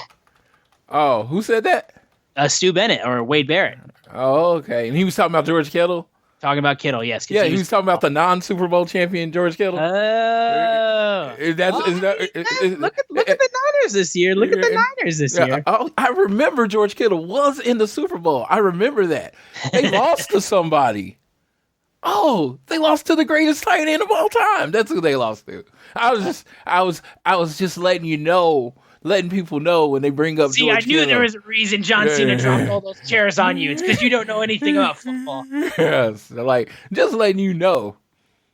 John, I'm just letting you know. George Kittle, very good tight end. And I'm Pentagon fan, wrestling fan. Love the guy. Good job. He is great for being the second best tight end in the NFL. I would say, honestly, could you at least come to the conclusion that you would believe that George Kittle is a much better blocker than Travis Kelce? I think Travis Kelce is a better catcher, like a pass catcher. Kittle is better at blocking, especially run blocking. Yeah, I guess. I guess. Specifically run blocking. It'll be like you talking about Jerry Rice and any other receiver and be like, Calvin Johnson was a better blocker. I'm like, okay. Okay, fuck off. Fuck off. I'm like, okay. I'm like, so? You gotta quit. We got Blake Bell. We got Blake Bell for that. We got Gray for that. That's their jobs. Kelsey's job is to catch passes and get TDs. That's what he do. And catch pop stars. He does that too. God, he catches everything. Cool. 21-20. That's all I gotta say. Oh, so you're gonna bring that up? 21-20. Yeah. Hey, your tight end, Laporta. 3 years, he's gonna be right there. I see everything in him to be that guy. I like him. I like him a lot. I like him a lot. It was a couple times he got missed on some plays that I saw where he had found the hole and then they went somewhere else, and I'm just like, him and Goff get on the same page. He's gonna be that dude. He's so clear. He's gonna be that dude, especially you got Amon St. Brown. Well, okay, we're getting to football again. Okay. Yeah, here we are. Yeah, so I just said 21-20, and then I got you on a tangent. Good, yes. Regardless. Oh, God, because I was actually, it was one of those things. I was going to message you Sunday about Laporta, but I kind of have to swore that I hate the Lions now. But, oh, my God. I see the makings. I see the makings there. It looks really good, dude. It looks really good. So you could all I'll say lastly, you could literally swap our second round picks with our first round picks, and you would be like, yeah, that makes sense. That's a good draft. Yes. But to this match, over to the main event. Yes, to this match, I want to give Darby main event in Seattle. Want to give him his respect. Absolutely, that dude is insane. If he's wrestling in 5 years, I'll be shocked. Kind of, yeah, for real. Darby, like I said, I can't get over how much this man, like, just puts his body through so much shit. And like I can't, I have nothing but honest to God respect for Darby for what he's willing to do. You could call it stupid at some points, but my God, dude, this man makes you care so much. Darby is so fucking good. On the Christian thing, I never had a bad match. On the Christian thing, I was like, the first time was good enough. You didn't need to try to do it 2 more times. And also, can we also, again, I've said it before, but Christian Cage, dude, I was hyped when he first got debuted, and people were like, that's disappointing. And I'm like, just you guys wait what this man is able to do. And I feel vindicated on Christian Cage being like one of the best things in AEW going to date. And I'm going to talk more about Christian and how good he is when we get into the Dynamite. If you talk about performances, outwork everybody. You're talking about, if you look at the all-around performance, I'm talking wrestling, cutting promos, everything. This year, 2023, name me 5 people better than Christian. He's gonna be like, in terms of year-end list, he's gonna be like on like top level for me, I swear. Dude, he's in that top 5 of anybody's list of right now. And this dude is like, he is, I don't know what, almost 50, and this dude is just killing it on this other level. Like the everything that he does is on point. He the way he is being used is on point. Like, Christian is probably better. He's been world champion in many places. In my opinion, I have not enjoyed Christian as much as I am right now. Yeah. So obviously, Darby gets a roll up to win the first pinfall. Christian then proceeds to kill Darby Allin in order to set up for the second one. They put a stretcher out for Darby, which he then frog splashes on, and then eventually he starts ripping up the ring, exposing the wood on there, and then just proceeding to kick the shit out of him. And as the match is tied up, they're going back and forth, and then eventually Christian tries to spear Darby, but he hits the ref. That's when Christian grabs the TNT title. Nick Wayne takes it away from him and then nails Darby in the head with it, which then has his mom all kinds of freaked out. And then Christian giving him a hug, and then Darby gets pinned. He retains the TNT title, Christian, and Nick Wayne sees his true father figure, I guess. And like I said, Luchasaurus must have did some goddamn shit during that match because Nick Wayne ain't seen right, that's for sure. But Sting comes out trying to even the odds. Before we get there, the match ended how who predicted, sir? You did. I just want to throw that out there, like my victory lap. I'm sitting there talking about how I think the match is going to end. I was like, oh shit, Nick Wayne's going to return on him. Like I had went down a whole different path, and I was like, yeah, you realized it like halfway through. You're like, oh, you know what? I just realized what they're going to do. Nick Wayne's going to turn on them, and it just punched me in the face. It just like I saw it like someone had told me, and no one did. it was like, oh shit. You had your literal like. That's so Raven like. Yes, and I was like, "Oh, Christian's his new dad." There you go. Let's go. That's how I saw it. I was like, "Christian's his new dad," and I'm like, "Yep."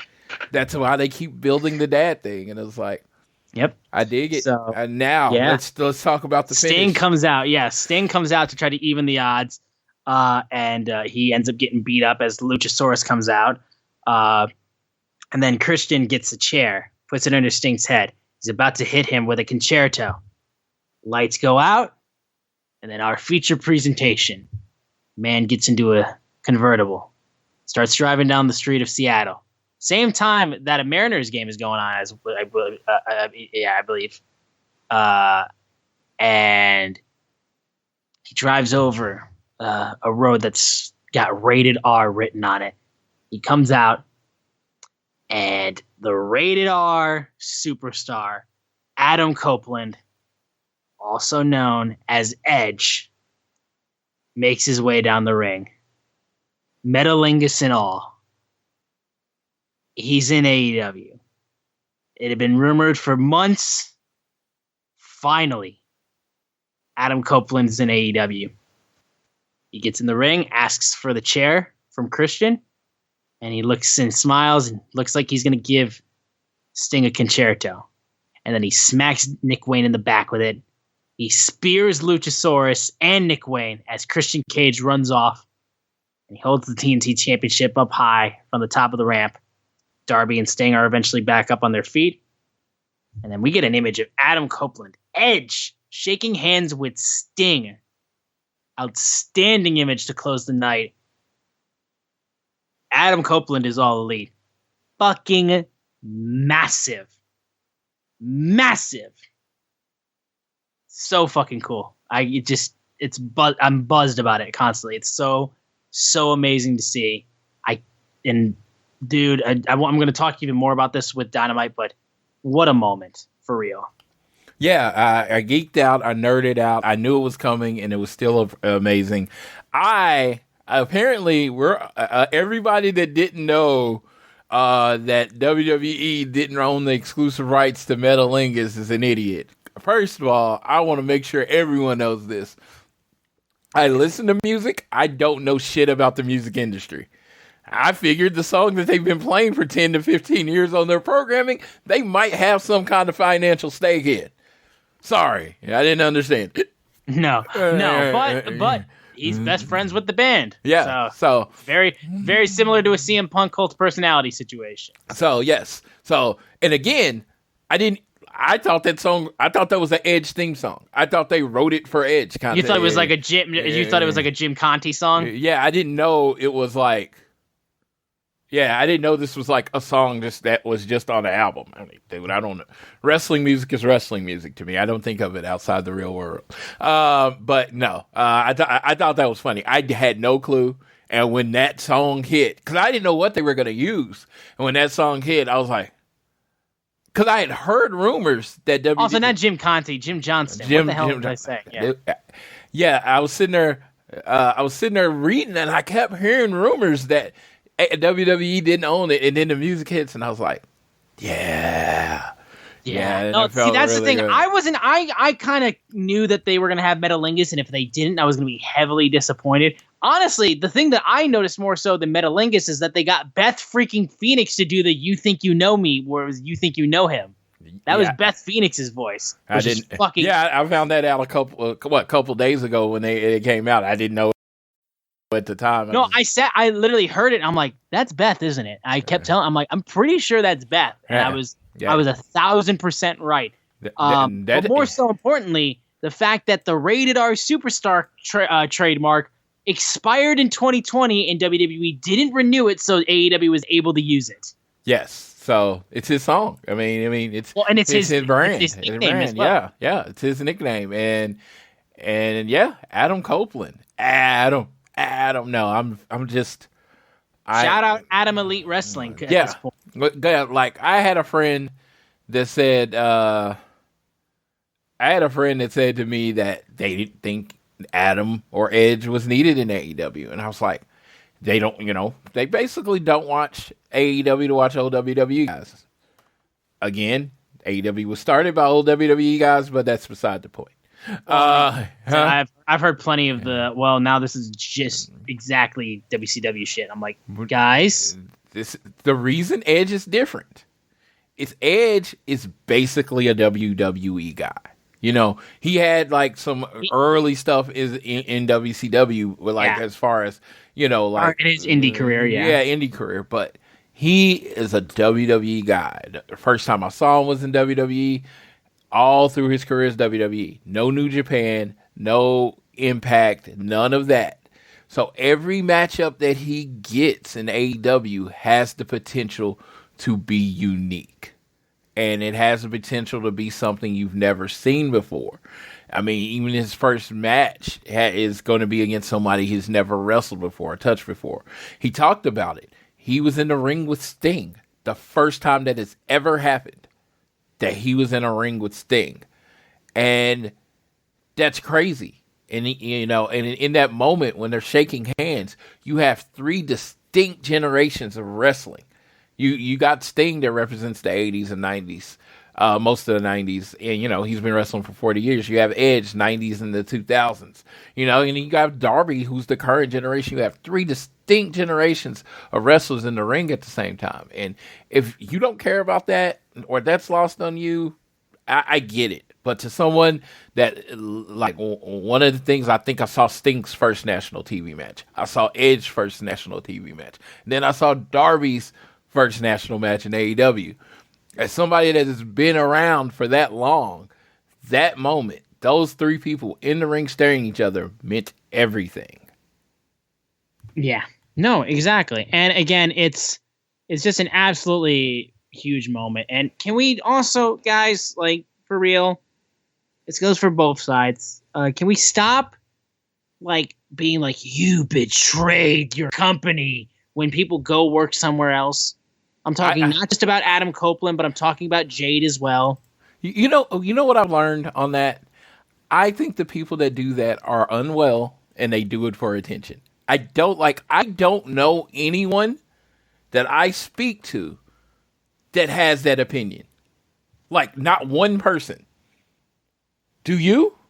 I can't think of anybody. Yes, because these are these outlier irrational people that get online that say these things to start discussions. These aren't real people. These aren't real feelings. They just want somebody to look at them for 10 minutes. Something, I guess, because obviously if you were saying stuff like this, you've clearly never worked a day in your life. Yes. I worked at a place, and then I proceeded to leave to go work at a different place in that same industry. God, I betrayed my old company. Yeah, as opposed to like looking for a new opportunity and all that kind of stuff. God, I betrayed them. But the hundreds and hundreds of wrestling fans we know between each other, I don't know anyone that feels like this. So to me, that leads me to believe no one actually feels like this. This is just shit done for people to look at them. See, you're very positive in that matter. No. Some legit people that think and I guess if they are, I don't know. I see it in football. I've seen it in football. I've seen it in basketball. Yeah, I see that. But in wrestling, it's like, God. Now, to be fair, there's some legit examples. Like, let's not be fair. Kyrie Irving fucked over the entire city of Boston. Let's not be fair. Let's be frank here. Oh, well, he fucked over the entire city of Cleveland first, but okay. Well, yeah, but, I mean, they had literally went to like 3 finals in a row, and he's like, I don't want to be Robin anymore. Like, dude, Robin, Robin with LeBron and Batman was fucking working, dude. What's going on? Yeah. So trust me, yeah. So it's just like, no, it's like people do it all the time, and it's fine. I mean, looking for another enjoyment. Again, Oklahoma City. Jade Cargill literally came out being like, if I went to WWE first, I would have failed. AEW basically, I would have never gotten better anywhere else if it wasn't for AEW. Yes. So, and everyone who is in wrestling is happy for these people getting these chances, whether it be Edge going to become Adam Copeland at AEW, people are happy for him, and whether it be Jade going to WWE, like she's gonna tear it up.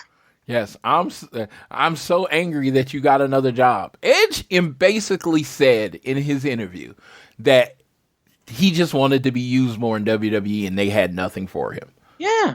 I don't understand that. His daughter's like, when are you going to go play with Uncle Jay again? Yeah. And it's just like, how do you get angry at somebody who's like, yeah, I would have kept wrestling in WWE. I could have signed another contract. They didn't want me, in essence. And it's like, he's not mad. He gets to come do the wrestling here. You know what I mean? And that's amazing. And I'm all for it. But I just don't like I said, I don't understand this. I mean, like in the world where people get fired and laid off and there's mass layoffs, the idea that somehow you work out of your contract. You literally filled out the agreed upon time on your contract. You didn't leave early. You didn't ask for your release. You literally worked till your contract's over and then decided to work somewhere else. How any rational person can be angry with you, I don't understand. For real. But that's enough of that talk. WrestleDream is a great show, and what a moment to close it out on. Dude, every time I'm like, oh man, I keep spending $50. He makes it worth it. I mean, I haven't done this like, since before the WWE network existed. Just paying $50. They always make it worth your money. They do. They don't, like I said, AEW with a pay-per-view. I've never been let down. Never been let down when it comes to an AEW pay-per-view. Dude, I gotta say this.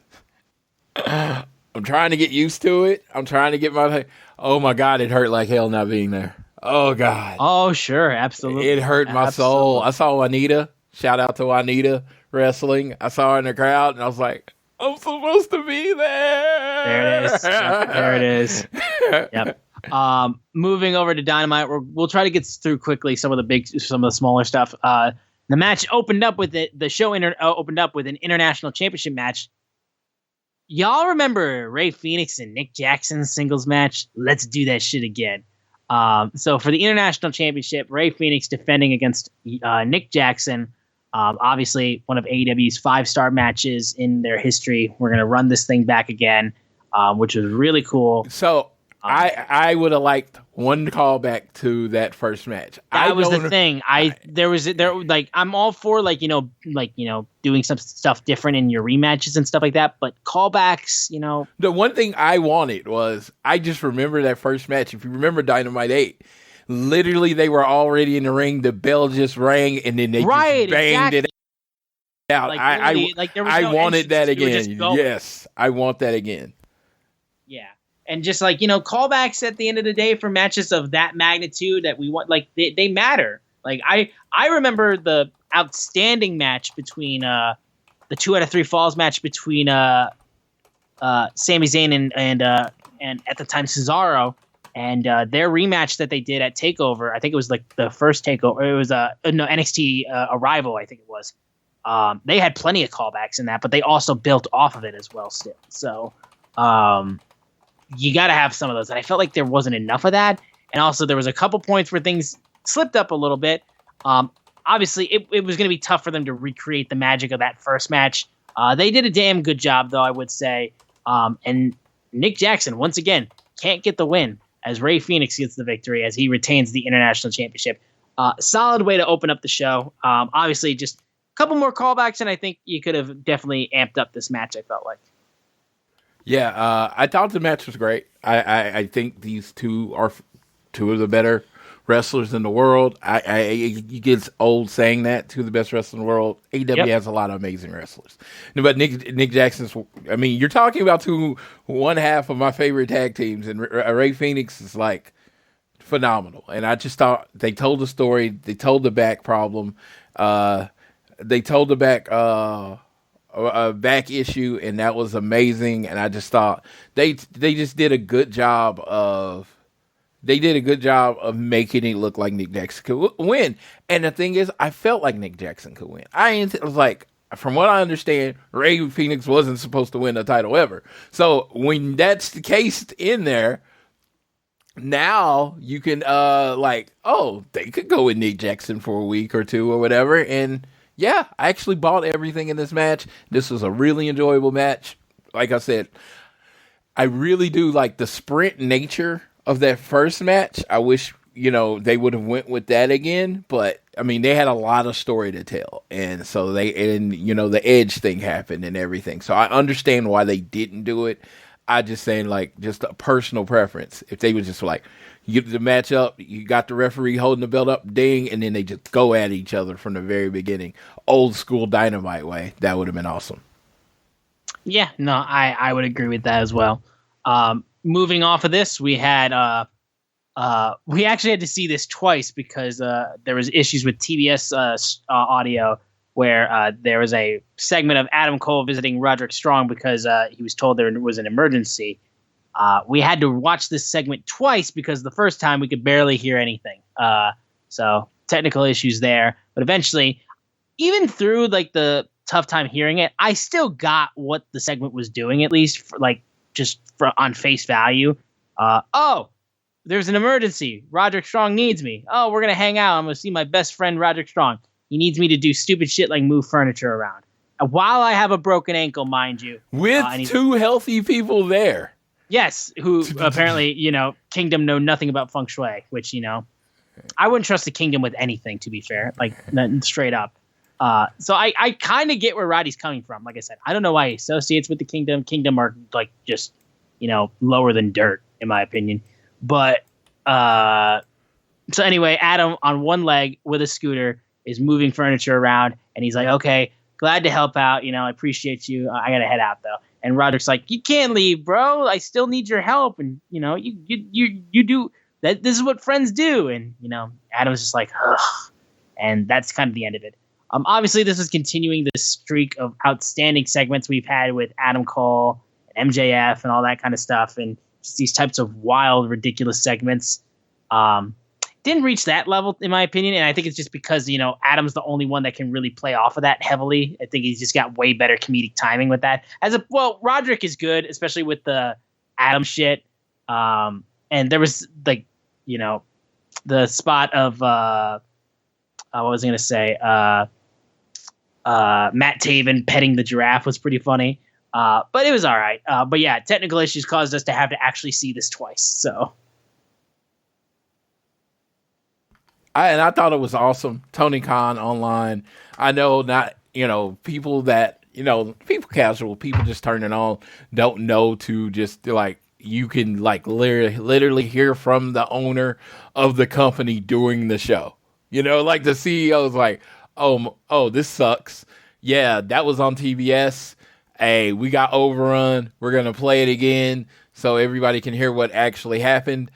Yes, and I just thought it's just kind of cool that happens. It's like a lot of people.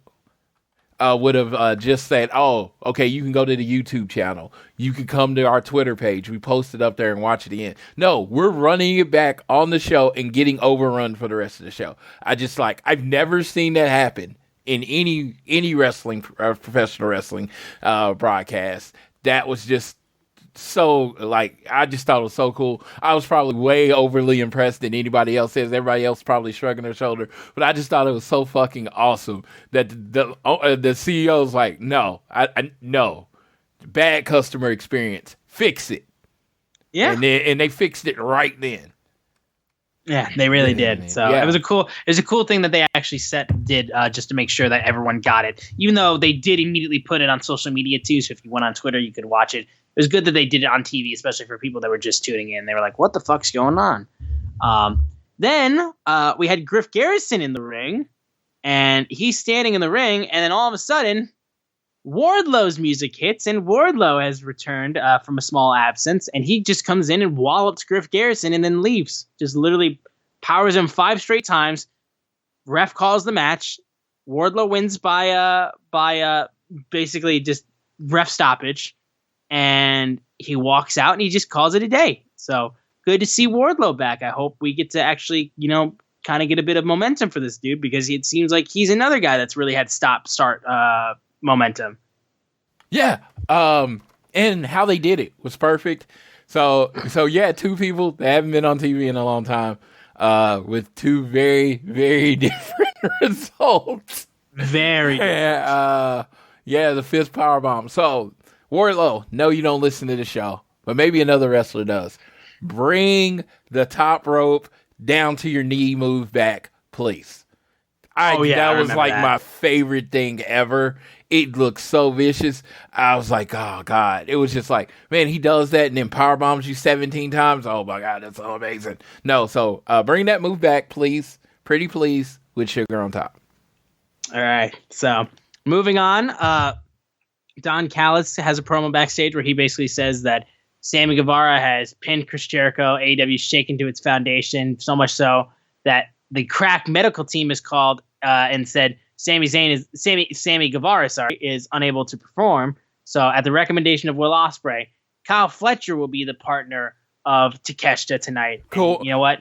Cool moment. I'm sitting there on the phone with JR, and he says Sammy can't do it. And I was like, Kyle Fletcher. It's going to be Kyle Fletcher. It's going to be Kyle Fletcher. And then he says Kyle Fletcher. I was like, I told you. And JR was like, I'm walking the dog. I have no idea what you're talking about. So this moment, I was right. I literally have no one to verify it. There you go. But Don Callis talked about nobody remembers the winners of the battles. Everyone remembers the winner of the war. And I'm going to win this war no matter what. And yeah, it was a cool little moment just to get an update on that match. And, Don Callis continuing to just try to really make sure you feel his presence. Trio Championship, Acclaimed and Daddy Ass defend against the Butcher, the Blade, and Kip Sabian. It was there. Like I said, we're just waiting for legit trios opponents to face off against the Acclaimed and Daddy Ass. That's just where we're at right now. It was fun, at the very least. There was a match that happened. Yeah. That definitely, the match happened. Yep. Moving on. You even yawned telling the story of the match. That's how uninteresting that match was. There you go.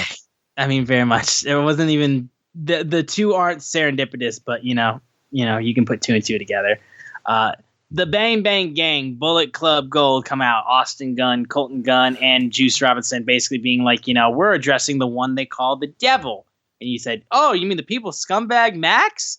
But, the reason he jumped Jay is because you're scared, because you're about to suffocate with the switchblade when you breathe with the switchblade.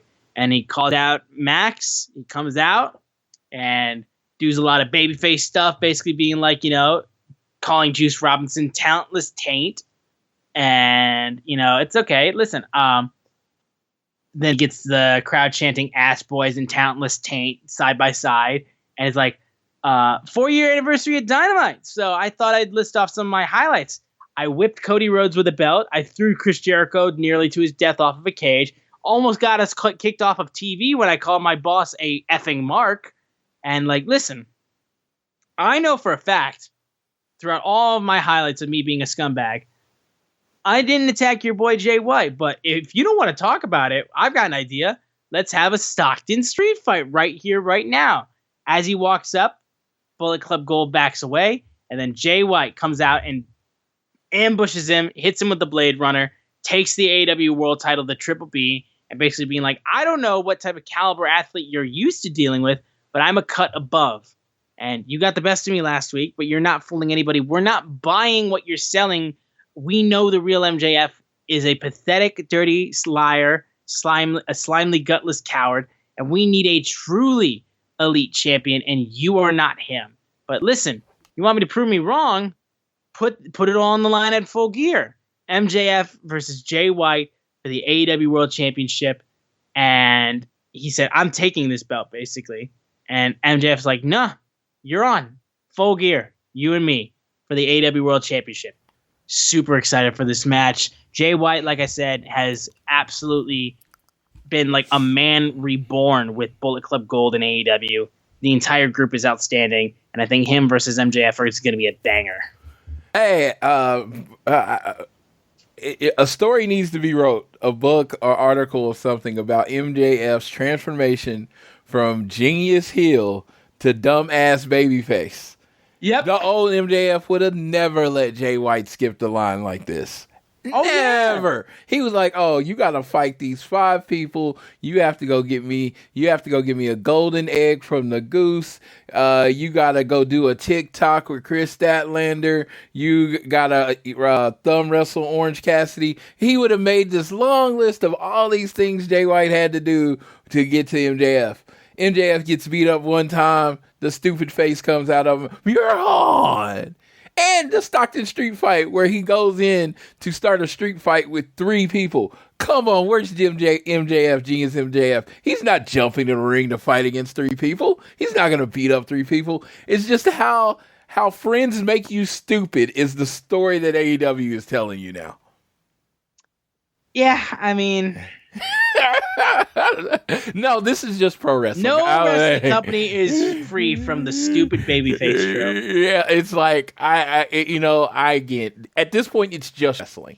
I have to point it out because it's one of those things that, as a longtime fan, it just bangs at my head like this dude. Like, come on. MJF's not gonna. And the fact is, I thought he was gonna try to be a different kind of good guy. And he wasn't. He fell for the same thing all the rest of them fall for. And that was like, it was disheartening. I am all about Jay White in the main event of Full Gear. All about it. Fucking love Jay White. A Bullet Club Gold, bang, bang, gang, guns up is amazing right now. And then it's this extra thing with Jay White being attacked by someone. Amazing. All of this is amazing. But goddamn it, stupid MJF had pissed Floyd off because it was just like, no, don't do it. Don't do it. And he did it. He did it. Yep. Moving on, we had basically Hook saying instead of Ray Phoenix versus Mox next week, it should be Orange Cassidy versus Ray Phoenix, which he's just kind of like, whatever. And we move over to Chris Jericho and Kenny Omega teaming up to face off against Konosuke Takeshita and Kyle Fletcher. And this was a really good match, I would say. This match was definitely match of the night, I would say. I mean, you look at the 4 men in this ring, and it was like, okay. You knew it was going to be like that, though. Yeah. Like, considering there wasn't actually that many matches on this card, honestly, for like it was literally the entire wrestling part of this show was carried by Nick Jackson and Phoenix, which, had some tough moments there, and this match. And they got 5, maybe 6 weeks to a pay-per-view. They got to get going. A little bit, yeah. They got to get some segments going, yeah. So it's very clear why they were doing that. But this was absolutely outstanding. This was a really good match. And Kenny Omega, I loved the team up for Kyle Fletcher, hit with the code breaker, and then moved into the one-winged angel, which was awesome. But then, after Jericho and Omega get the win, Powerhouse Hobbs comes, jumps Jericho and Omega, knocks them down as Don Callis smiles from ear to ear. And we have a new member of the Don Callis family. I went nuts. Actually yelling in the phone at JR how excited I was. This is the perfect pairing. Oh my God. Will Hobbs. Team Taz was great. The QTV thing I didn't really like. This with a real manager, a real mouthpiece, Will Hobbs gets to be a real monster. And he had the black gloves on, and maybe I'm seeing into it. I feel like that's a shout out to Bad News Brown, who used to wear the black gloves when he was beating people up. He used to wear the black glove when he was beating people up. And he came out there, ran through them, and I was like, okay. Like, the Don Callis family was taking a little too long to develop in my mind.Maybe it's my 2023 impatience. But, oh, my God, they added Will Hobbs. I'm like, give me a Don Callis family shirt now. I need a family shirt now because you got Big Willie in there and letting him just be the monster he is with Callis as the mouthpiece. Destruction. That's the new book of Hobbs, and he destroyed everybody. Oh my God, I was so excited. Like, yes, Will Hobbs is finally in the role he's supposed to be in. Yeah, no, it was great. I'm very happy to see Hobbs be in a position like this. I hope he gets a moment to shine in there. And yeah, again, it's just getting the Don Callis family really established that I like.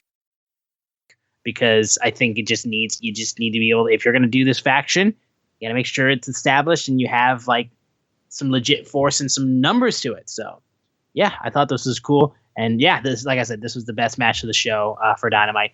You know what? I'll talk about one other thing though.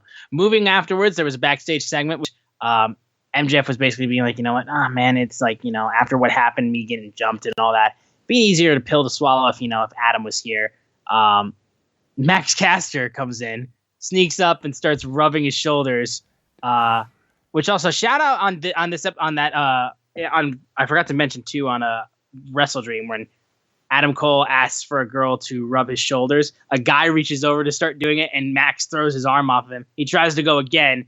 And then the security goes over and then proceeds to move him back. And I'm just like, oops, ouchies. And I guess security needed to be backstage when Max tried to do the exact same thing. And he's literally just like, MJF goes to Caster and he's like, dude, stop stalking me. You're doing weird shit on Twitter. Like, leave me alone. And Max is just like, it's so good. Max and Max connection, dude. Make it happen. Dude, make it happen. Dude, this was my favorite thing on the show. Like, I didn't think it was going to beat Will Hobbs, but this was my favorite thing on the show. I won't go that far, but it was great. It was because it's been playing out for years. Max Caster has been calling MJF a friend, saying all the way too far sexual stuff on Twitter. And it's like MJF has basically just completely no-sold him, never commented on it ever. And then you got in the bag and Max gets in there and starts rubbing the shoulders, and I'm like, what's even going to be funnier is when MJF is going to have to tag with the Acclaim with the Bullet Club Gold, because it's obvious, it's 4-on-4. It just seems obvious that it's coming, and it's so good.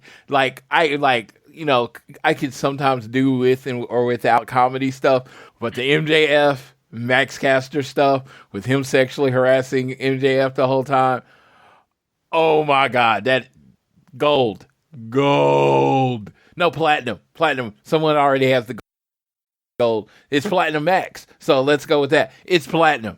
Like, this is amazing. Oh my God. I was dying. I have told so many people, I'm like, man, if you've ever been in a locker room, you ever been around friends of like, that's kind of how some guys just mess with each other. I'm not saying every guy does it, but that's how some guys mess with each other. And it's just like, so watching Max do it and this thing that has been playing out for years online actually becomes a part of canon. Amazing. God, who does this? This is crazy. He calls him his boyfriend and his husband and, all those things. And like, even if you just scroll back this week, lots and lots of sexual jokes towards MJF just over and over. MJF is not allowed to post without Max replying with something sexual about it.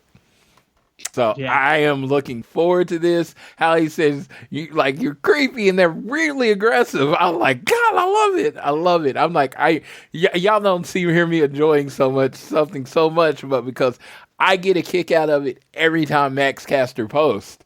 I get a kick out of it, and it's like, now that it's playing out on screen, I couldn't ask for anything more than this. Right. No, and I loved it so much too. But earlier in the night on Dynamite, there was a segment with the star Toni Storm, and she's freaking out on RJ City. Eventually, RJ calls her Timeless, and that's when she decides she's going to go by Timeless Toni Storm. And I would sell my kidney for any time whatsoever to spend with Toni Storm. I love this woman. She is fucking fantastic. Toni Storm is like straight up, dude. I love what she's doing. You mix in a little bit of Chelsea Green's like character work with the hot mess. Hot mess, yeah. Mix in a little bit of that, a little bit of the Miz's A-list celebrity kind of shit, and then of course the calling back to Marilyn Monroe shit. I mean, she's fucking incredible.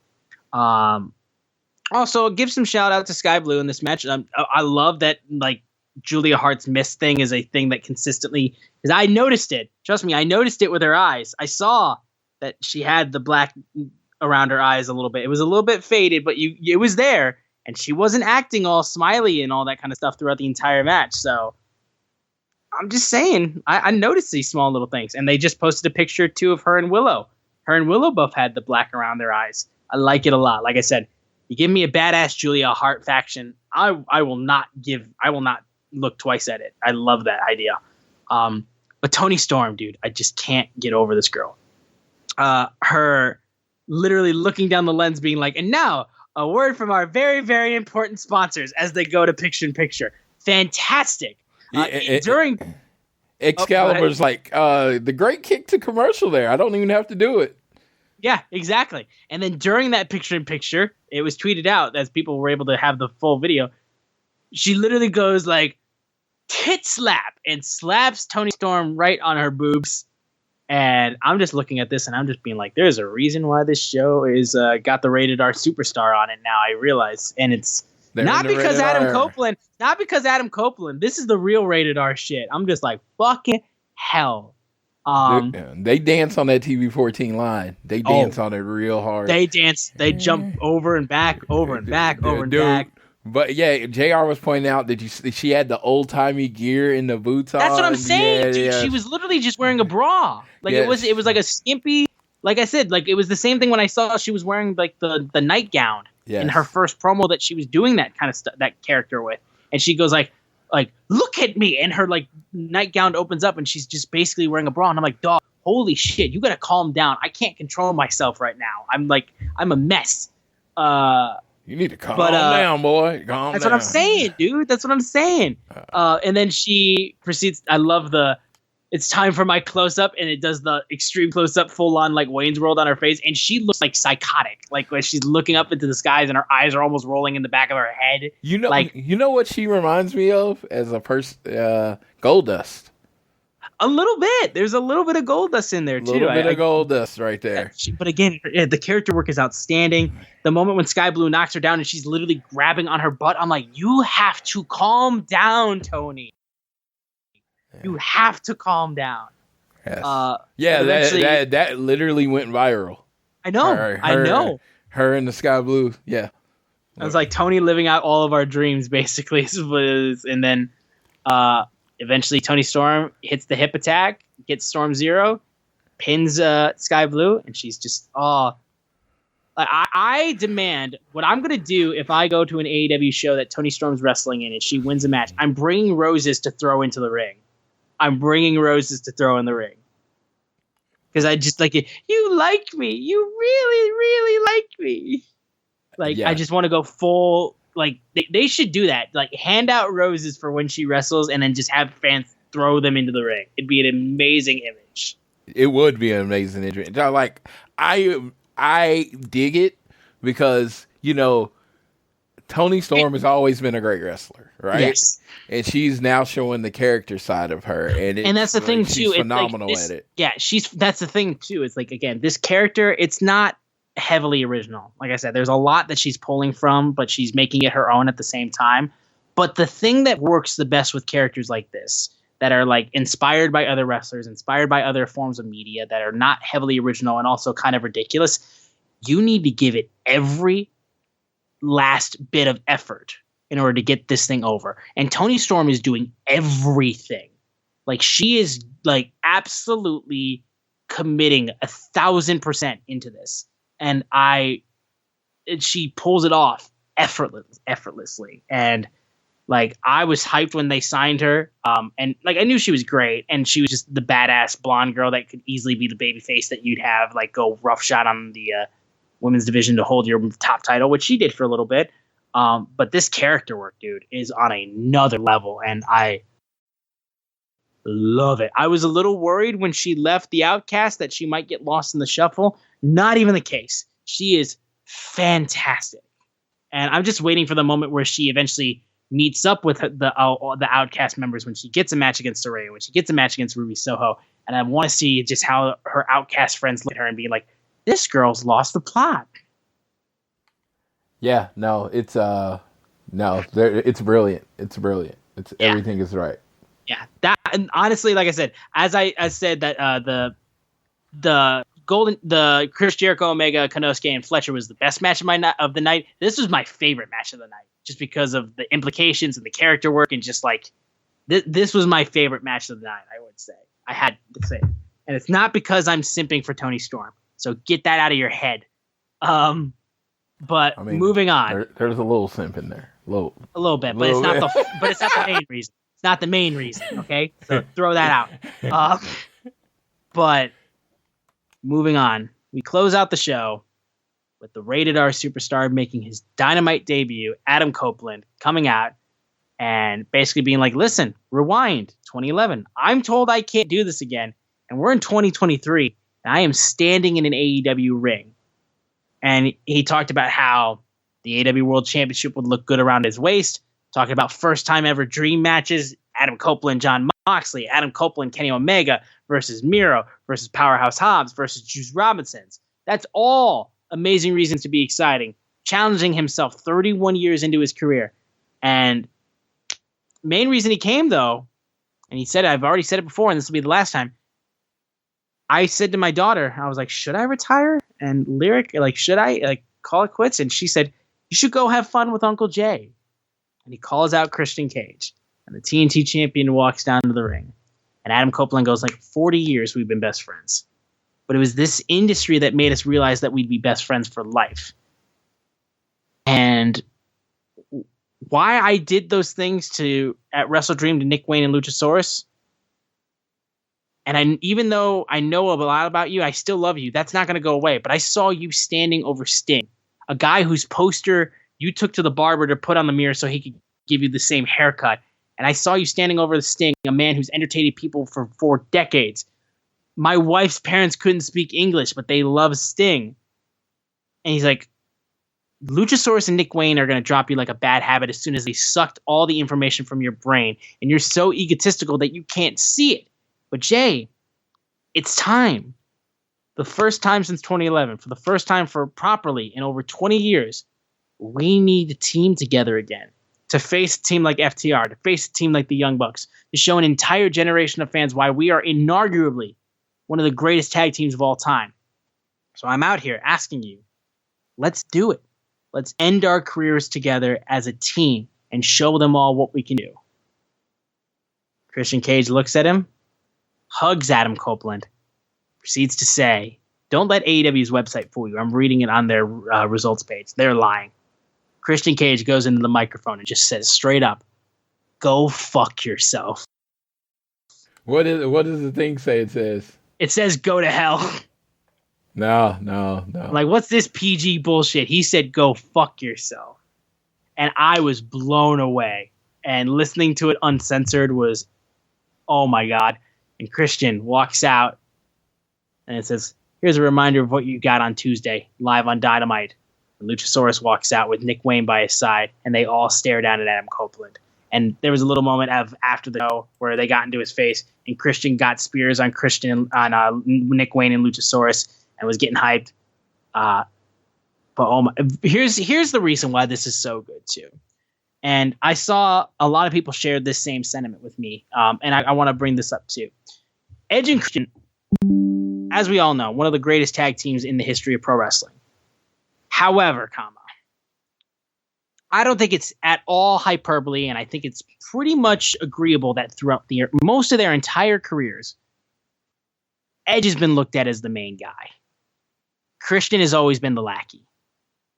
No one really saw Christian as the same level as Edge. And they've wrestled each other before, and, they've always had stuff going on together, and they've been involved with stuff. But Edge was number one. Christian was number two. So there was always a limit on how much you could truly care about a feud between these two. It's different this time.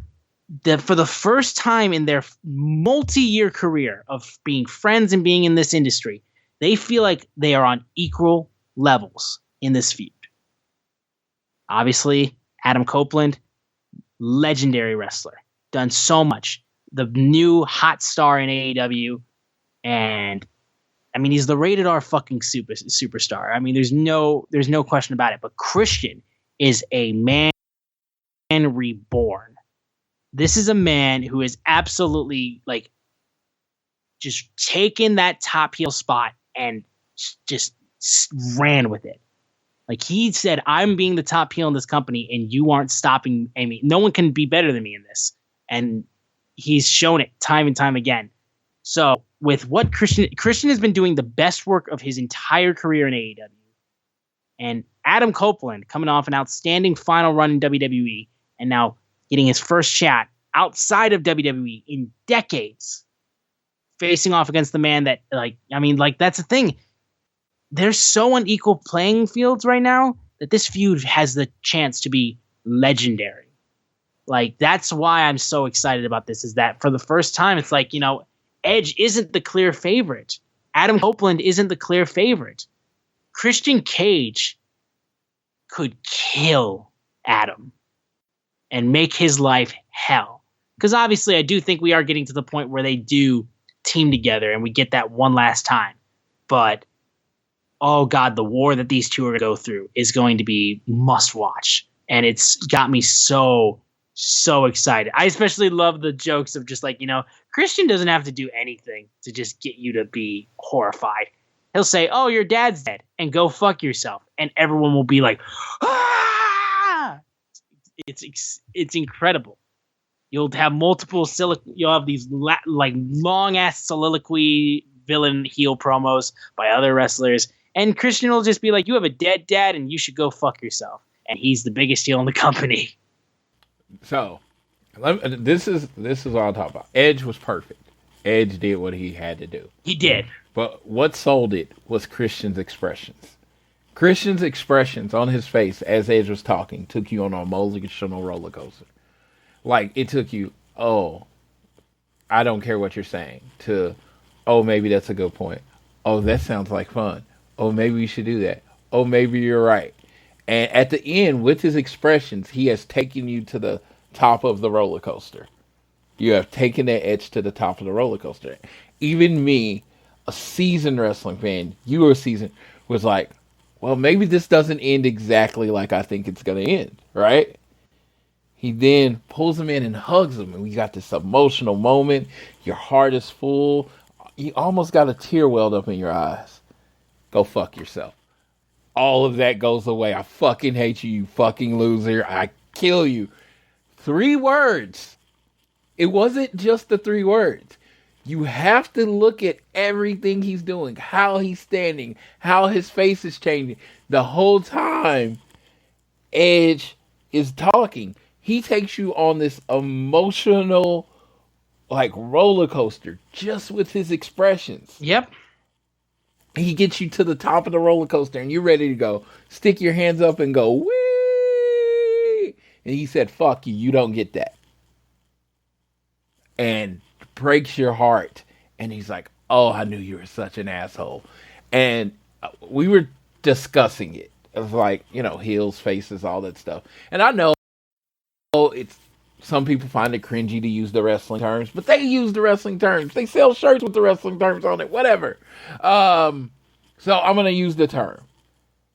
Right now, there are people that get more reactions or higher reactions as a bad guy in wrestling. The best heel in wrestling as far as performance, work, whatever he's doing right now is Christian Cage. Mm-hmm. The best.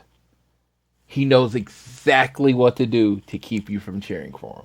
He's a legend. People want to cheer him. He's not going to let you. The turtleneck, the look on his face, the piercing look on his face, the claiming a title that wasn't his. Everything he does makes you want to see him get his ass kicked. That is what being a heel is. And I fucking love Christian right now. And I feel like he just completely stole Edge's moment because this is supposed to be the declaration or whatever. And it's just like, oh, they're going to fight. Oh, they're going to fight. Edge versus Christian for the TNT title at, in LA? Maybe? I don't know. But God dang it, I just wanted him to get his ass kicked after this. And this was like, after saying, oh man, you did a good job, I was like, yeah, I want you to get beat up. God, it was perfect. It was perfect. It was perfect. And you know what? I could tell him that, and he'll look me in my eyes and say, go to hell. I don't care what you think, you fucking mark. And I would be okay with it. Yeah. For real. For real. Dude, I'm so fucking excited for this shit, dude. It's like, it's just got me so ecstatic, dude. Like, this has got the chance to be like the feud of the year for AEW. And it's only getting started, and this is going to be so much fun. I'm just so excited. But that was AEW Dynamite 4-year anniversary. So that's closing it out for our Dynamite review. And real quickly, we'll go ahead and go through the stuff that we have quickly for Collision. Floyd, do you have that pulled up by chance for I got Rampage. A couple matches. Up. I got Rampage pulled up, not Collision. Okay. All right. So let me go through Rampage real quick. For Collision, we will have Timeless Tony Storm versus Kira Hogan, I will mention. So we got that, which, yes, please. Thank you very much. I like a lot. Oh, yeah. We got FTR versus the Ricky Starks and Big Bill for the tag team titles after Ricky Starks pinned Dax last week. Yeah, so we got that at the very least. So, and then Rampage, we're gonna have Johnny TV versus Commander versus Lince Dorado and Penta El Zero Miedo. Winner gets a shot at the Ring of Honor World Championship with Eddie Kingston on commentary. Which we just got Moxley on commentary, so we get this now. Chris Statlander and Hikaru Shida team up to face Nyla Rose and Marina Shafir. Daddy Magic, Cool Hand Ange, Jake Hager, and Daniel Garcia, basically the Jericho Appreciation Society, all in but name, versus the Hardys and Best Friends. So that's all on Rampage. And then Claudio and Wheeler versus two local guys. I'll say that. Yep. Yeah, that's going to be on the show too. Yes. And then, of course, Title Tuesday, which is airing next week on Dynamite, as AEW will be... It's in Independence, Missouri. There is an outside chance I will be there if someone can come. There you go. So we have Title Tuesday, and loaded NXT and AEW Tuesday Night Showdown, and these two guys are going like ham.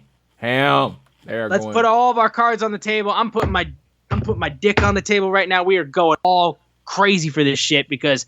I mean, WWE comes out being like, hi, John Cena on NXT, Paul Heyman on NXT, fucking all these guys on NXT, Cody Rhodes on NXT. It's just like, holy Jesus fucking Christ. Are we okay? Are we calm? We're not okay. Like, this is ridiculous.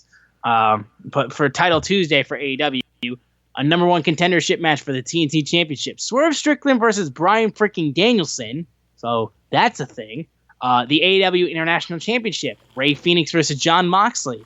So we get a rematch there as Moxley tries to get revenge after he was concussed. And then we get Powerhouse Hobbs versus Chris Jericho. And then we get Jay White versus Hangman Adam Page. It's like, and we get Saraya versus Hikaru Shida for the AEW Women's World Championship. Fucking A. Dude, I mean, pure wrestling show, AEW, professional wrestling show, AEW blows NXT out of water. But John Cena and Cody Rhodes are some huge names. Asuka's wrestling Roxanne Perez. Becky Lynch is the NXT Women's Champion, so more than likely she's going to be at the show. You look at it, it's like AEW went with, here's a lot of banger matches. This is big. I mean, if you look at AEW's Title Tuesday, it's a pay-per-view. Yeah. If that was the thing, because this doesn't even feel like NXT though. Like it doesn't even feel like developmental. It's like literally they're just trying to do SmackDown on Tuesday. Yes, but I will say this in complete defense of WWE, it's their time slot. Sure, absolutely. AEW is the invaders. WWE they are defending their time slot. Yes, WWE is not counter programming AEW because WWE, this is their time slot. Are they throwing everything at it? Absolutely, but they're doing desperation showing. Yes, but they're doing nothing wrong.